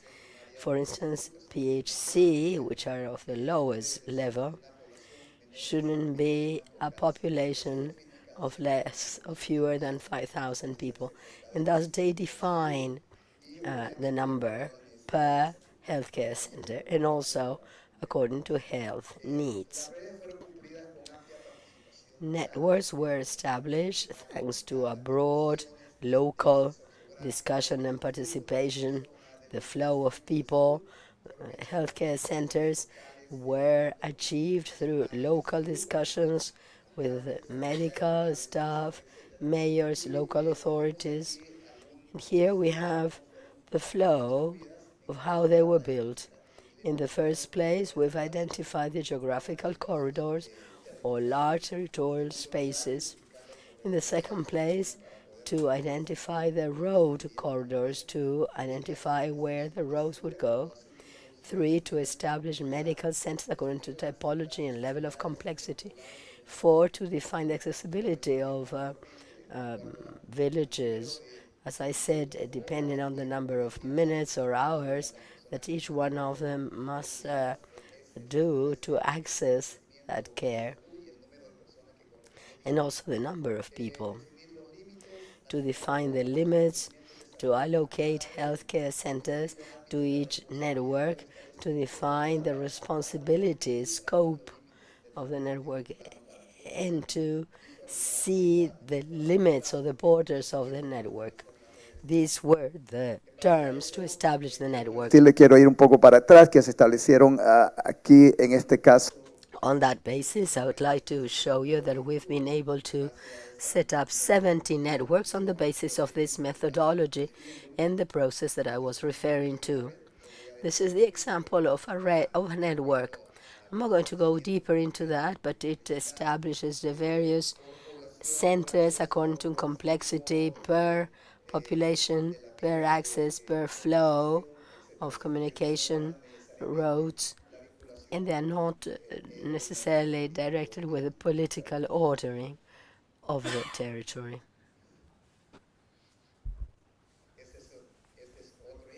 This is another example of another province. The other issue that I'd like to point out is the ordering of healthcare centers depending on their complexity, and this depends on a defined population and approach of the networks. And as we all know, and we've discussed it before, it goes from the least complex to a reference system until they get to a more complex center. Entering the network in the first level is through family health groups. We've discussed this in previous sessions. Such, only some elements that these family teams have been copied from the neighboring country of El Salvador. The approach is to take care of health as a first approach. Second one is the mapping of the community and home visits. Then the identification, classification of individual risks and collective risks. And among those risks, we have chronic diseases that are not communicable diseases as well, and all elements that involve mother and child health, and also approach health problems. Once you identify the risks, you can make a more comprehensive approach because it includes the actions of collective and individual health, and thus have a more comprehensive approach. These are the risks in the mapping of the population, identifying the risks. You can see that that's an example of how they draw the communities with the roads, and they have pointed out a green dot that's probably a pregnant woman. The A in orange dot is a hypertense, and they would identify each one of the households, and they would program home visits according to the rules. Evaluación que hubo de las redes. This assessment is an assessment of the networks supported technically by PAHO and financially by the Spanish cooperation in our bank. I'd like to point out that in some areas, model, care, governance, organization, management, allocation of incentives. For instance, there are some networks that have high notes or grades and others that are graded low. Those that have the highest grades are the ones that have a different management model, unlike those that have a lower one. What makes it different for these networks that have better notes or better grades or marks? They are the ones that have an autonomy model. They're more flexible. The health secretariat signs management agreements, and the payment is result based. You can see that they are paid in capital, but part of that payment is related to reaching certain indicators. Look at the difference when we have a more autonomous management of the network and it's more flexible. There we have better results, and that's also seen in health indicators in these networks. In Honduras, we call it a decentralized health model. There are also indicators of health coverage and quality of the non-decentralized networks. We say that they are like that because they have an approach or an ingredient of higher autonomy and flexibility in management, both for hiring resources, managing human resources, managing financial resources, and maintenance and organization of health services.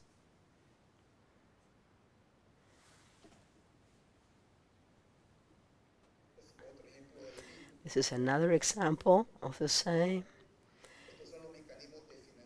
These are the funding mechanisms, result-based. In the networks where results have been better, we have mixed capital, we have a fixed component per population, per individual and a variable related to indicators.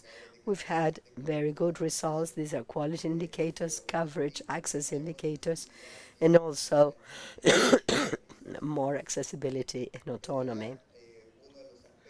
This is one of the important aspects in this management model that has given better results. The portfolio services has become explicit. It must be provided through this healthcare providers, mother-child providers, prevention, the environment, according to the services protocol. And I'd like to conclude with this. These provisions of healthcare have been analyzed and priority has been given on the basis of 3 criteria, giving priority to the provisions: cost effectiveness, provisions that have largest equity, and those that produce a higher financial protection. They are all in the first level of care. These provisions of healthcare has been funded, and that's been a strategy for PHC. We have identified and funded each one of the provisions, and on that basis we've identified the gaps, and the fiscal impact has been analyzed for the services to be included in PHC.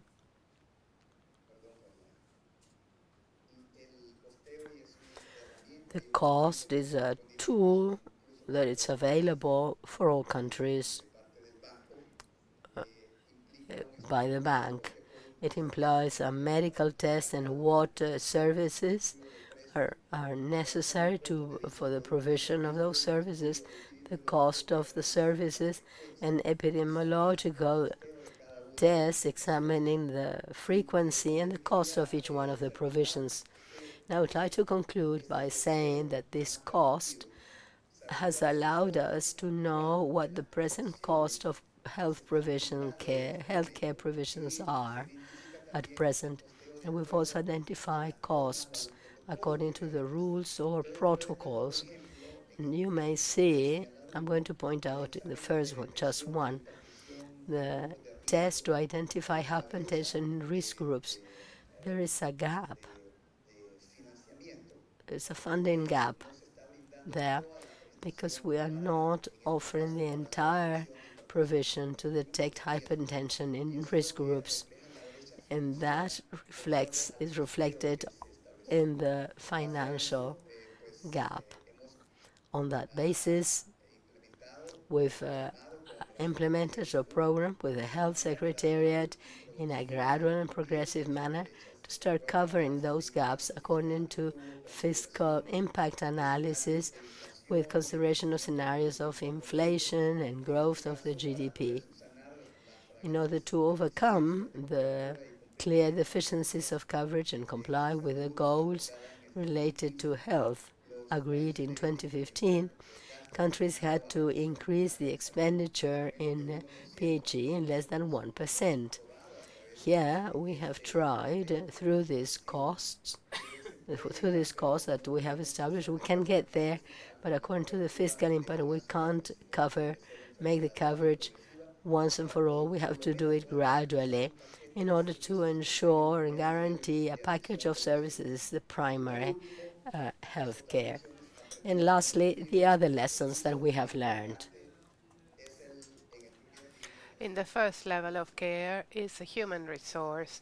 This may be no more health establishments because ultimately they are not the ones that give the services of promotion and prevention in health, but it is human resources, and the hospital only participate at the time of the history of health of the person, and so the hospital should not be the center of the network but a part of it, and even the funding could be discussed that it would flow through the first level of care, and the patient is first level of care should be surveying and investigating how the patient is doing. And another important aspect is the management of the patient in networks, because we always talk about managing the network with an administrative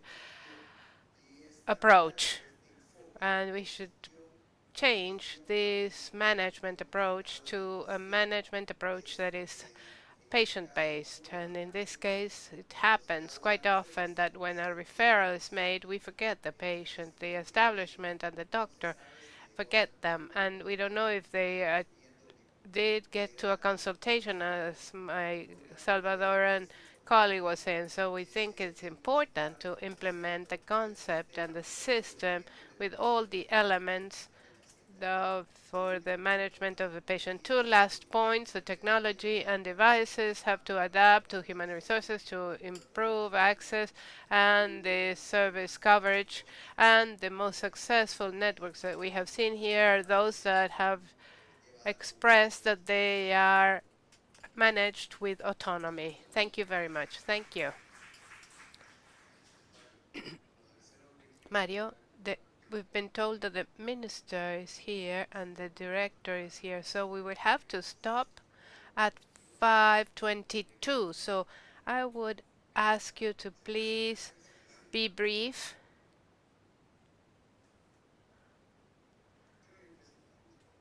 My presentation is very short. Shall I show it?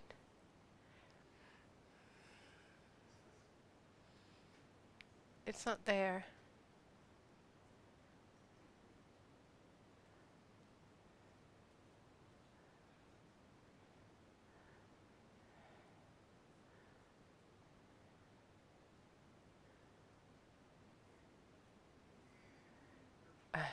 Good afternoon.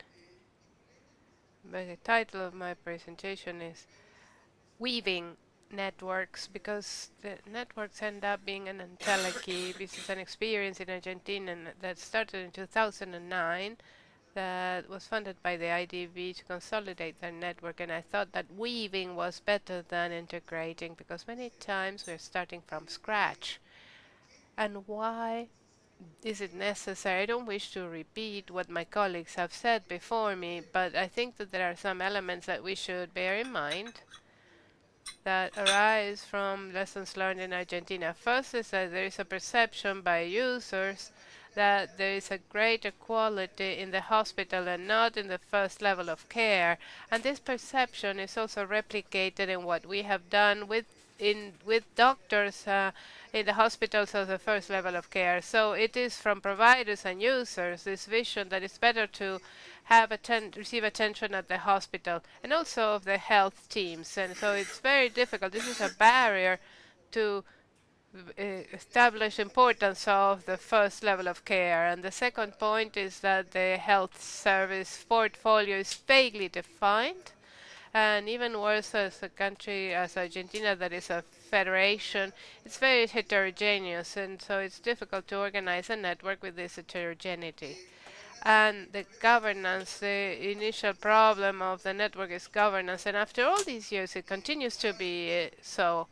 And so there isn't a network properly, and so the roles are not unclear. And I would like to emphasize this because I haven't heard a lot about this topic, but the funding mechanisms, I haven't heard how the funding mechanisms are organized to reward network work, to generate incentives for the services to align in a network. And this is one of the things that we still keep the same schemes and programs that we used to have, and it won't change if the payment function is not modified. So this is what the network program tries to solve, and there are a lot of tools that are needed to weave these networks, and lots of implementers, and some of them are clinical guides and portfolios of services, assistance, norms and procedures, training for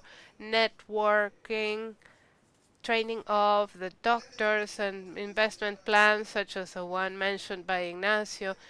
investment plans with a network logic. Stop investing in each one of the centers, but think about what the network needs and incentives. I must underscore incentives is extremely important, that we think about how to change that. Basically, what Argentina does, because it's a federal country, it transfers resources to the provinces. Some are but milestone and they are requested to do something or by result indicators, and these transfers have to strengthen the first level of care, and the logic is to strengthen this level, and this perception of right or wrong from the at the first level is not the highest. But there's a long story. As I said, Argentina has changed and tried to change the incentive system, if we give more or less, but nowadays it's getting 100% of the population with this network system. It's practically in all the health providers, and we have learned a lot. I will invite you to take a look at it, because it's not that they have found the solution in Argentina, but they have tried so much, and with the variability between provinces, there's a wealth of learnings of what can be done and what can work. Some achievements in networks is that the networks are measured with processes and health results. To mention some results, there was a doubling of the number of first level care providers, and the growth of 60% of the providers of SDGs, PHCs, sorry.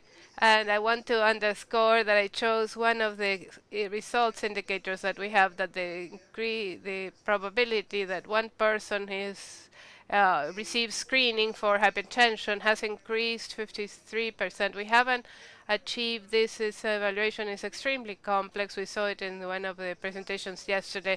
It's not easy to do systemic evaluations, because when we see that they start improving, what's happening is that those that work better, that arise on the top, is the ones that were going to provide better service anyway. So it is a pending item to be able to show in a robust manner and a solid manner that getting organized in networks is a way of producing more health. And I think that methodologically this is very complicated. I would say that this is the indicator that I like the best, and I see that in Uruguay this is the indicator we should be using to see the reasons for consultation, the second, third level of care, and we should see that they start to transform, and all the first level of care items get solved, and this would show that the networks are really working. And my last point, innovations that are being implemented now in Argentina. One is the investment master plans. All the provinces in Argentina have been trained to provide this, and they have the capacity to show what they can produce and what are the coverage gaps, and with a network logic. And we are pointing to the development of interoperability and information systems through incentives, and they are generating paths or assistance paths and flowcharts of care. And I think that what I heard in El Salvador and Honduras, that they have already done it in Argentina, when there may be a hospital that depends on the province, a first level care that depends on the municipality, and another one that depends on the country, and they can be politically different, and so this becomes very complex, and this is a big challenge in Argentina to generate these mechanisms of coordination. And what we're starting to do is care networks agreements with responsibilities and funding. What are these micro networks that should be funded? Thank you very much.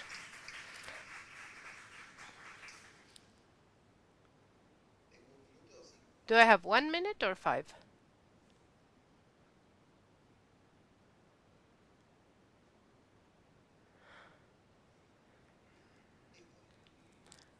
5. Something impacting. 1 is already gone. Okay. I was planning to tell you about the PAHO to IDB movement, but I'll go to my last page. But I would like to show cross-pollination between PAHO and IDB because the REES model, I think that we all know it, everybody accepts it, but they don't give enough value to it. And I think that in Europe we also work with integrated organizations, and there isn't a model, and there will never be, that will have the consensus of most countries. But this establishes a common language, and this is very important. So, based on the REES model, regional dialogue that there has been almost 10 years, and we established a chronology. Sorry, but he's not using the microphone close to his mouth. So, or specifically about integrated networks, and we have. Sorry, there's a problem with the microphone. We have done 8 case studies with integrated networks, where 4 of them have been published in a book. Pero sí creo que es importante en I think it's important in this book, when we were asking the countries, what do you think about the network, how is single governance and etc. This got lost, but everybody understood this case, that there's a lady, a middle-aged lady, who has diabetic and has ulcers, probably connected with the difficulty for accessing healthcare system. And in this sense, what we have done is to replicate this using the methodology that was established for the case study. And this is an exercise in Colombia precisely concerning the health reform that is being carried out.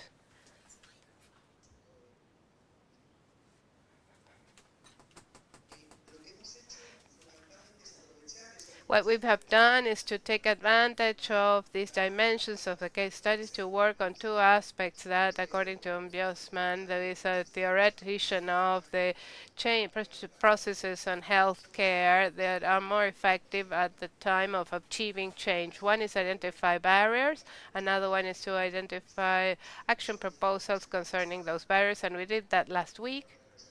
Dr. Guerrero probably can expand on that information in 5 regions with 3 levels of analysis. Excuse me, by department or district, a smaller one, then a region. There were 5, and there will be 9 in the future, and finally at the state level. And we identify there a series of barriers and proposals, and this is a vision of departments of a region. That would be the coffee region. I will not tell you about it because there's no time, but the grouping of about 1,000 between barriers and proposals allowed identifying both at the national level. And I will go to the last page in the novel, which is an important thing. The level of integrated networks is a reference for the improvement of health systems.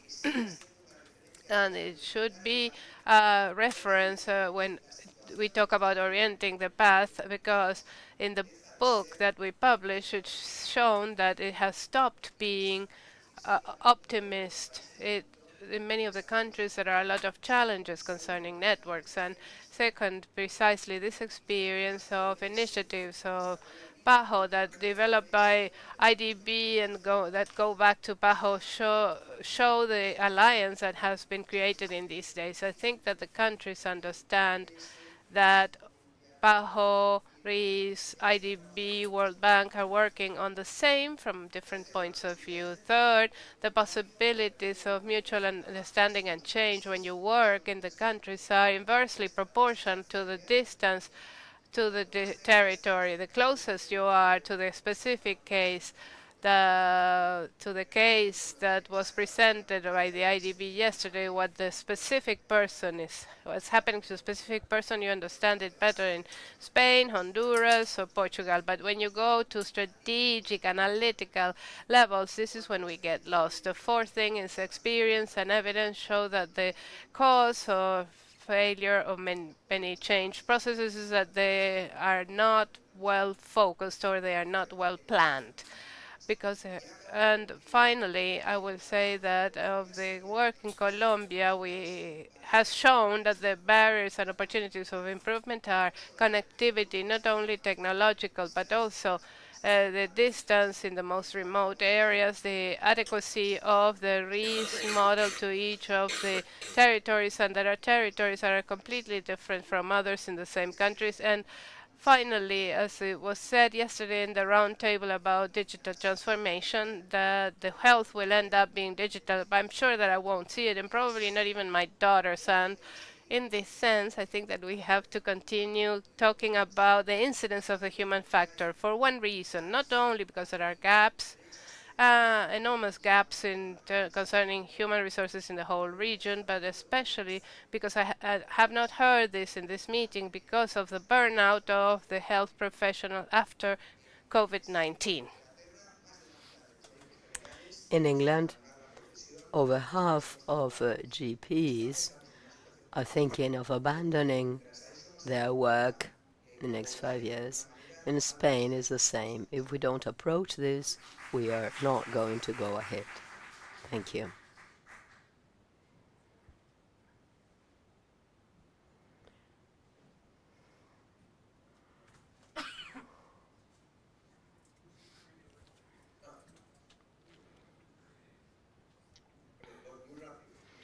Very briefly, because we're short of time. Muchísimo.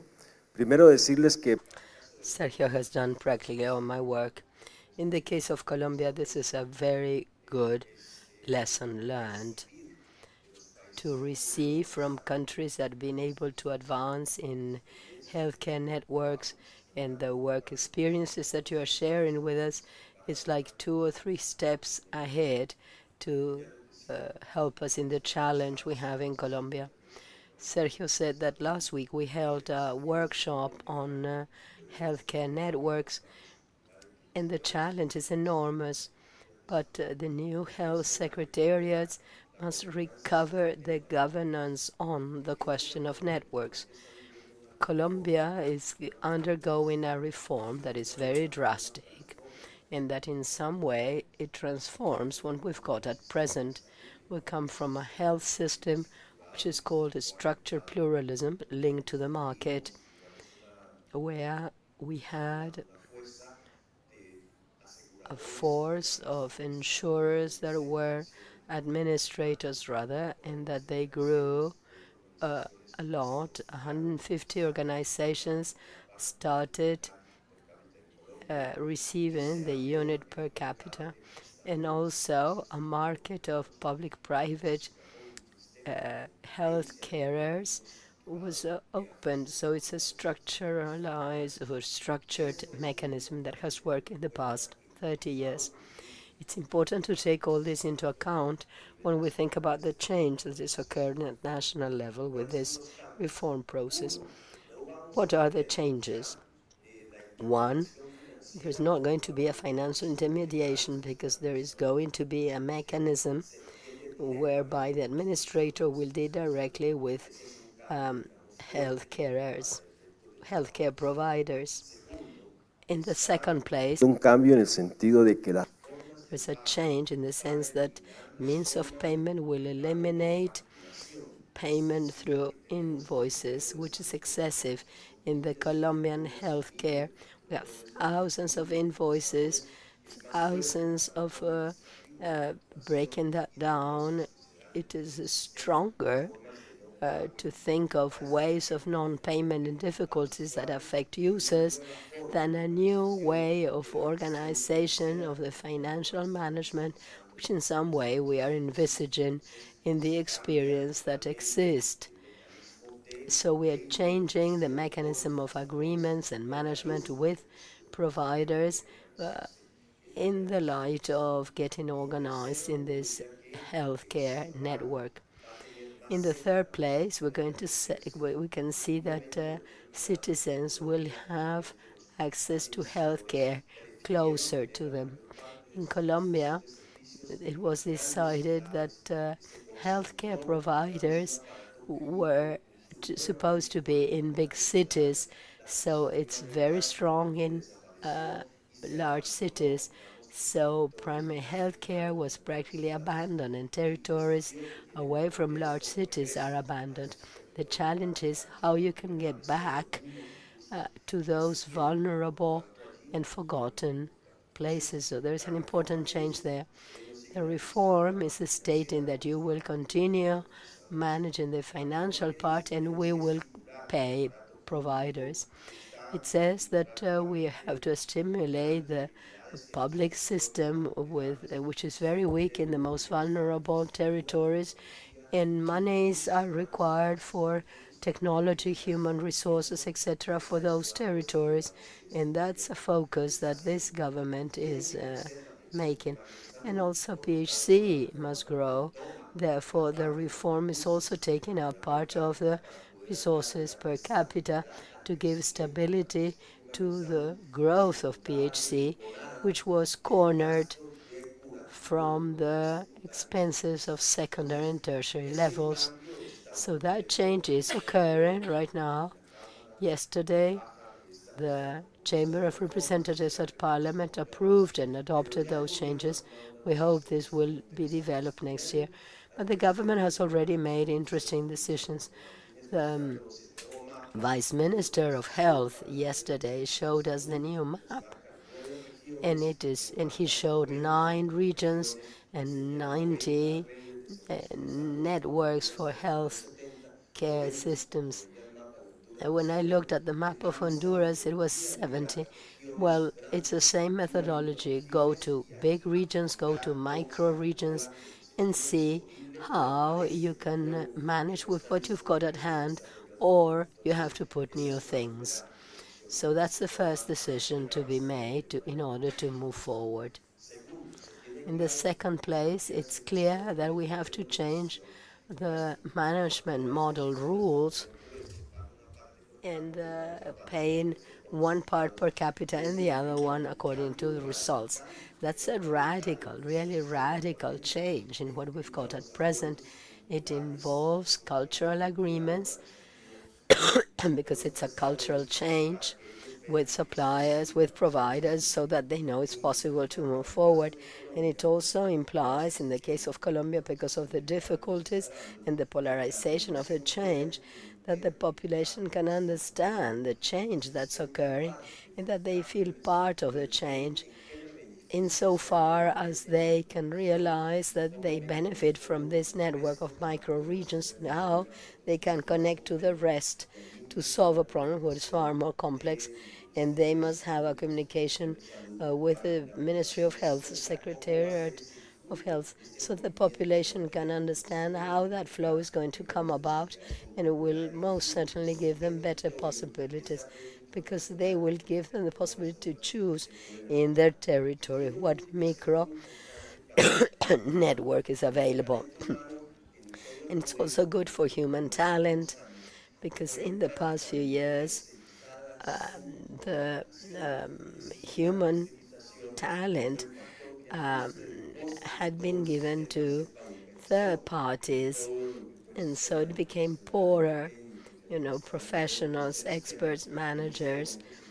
And now we have the hope that reform will give them a permanent contract and functioning through network mechanisms, through professionals and experts and specialists. So that stabilization in some way is a way of dignifying work in the Colombian system, and all health workers are looking forward to it. They want to be paid their salary and not the last one at the end of all the system. To conclude then, we can say that there is hope, and I think that what's happening right now in network experiences and the conceptualizations are going to be very useful for Colombia to take a true step forward. And I think that the PAHO, World Bank, and WHO is a factor of hope to work with all this and strengthen it, taking into account that behind all this we have to have the training devices, con concepto del the universities because it's necessary that universities participate in this. Otherwise, nothing is possible. Thank you. En función del tiempo, Due to the time frame, we're not going to have a Q&A session, so I invite you to go up to the plenary. Thank you. Everything's very interesting, and I hope this has been a provoking session. Thank you. Claro, por eso no te entendía cuando me decías que se la llevara a la otra persona, porque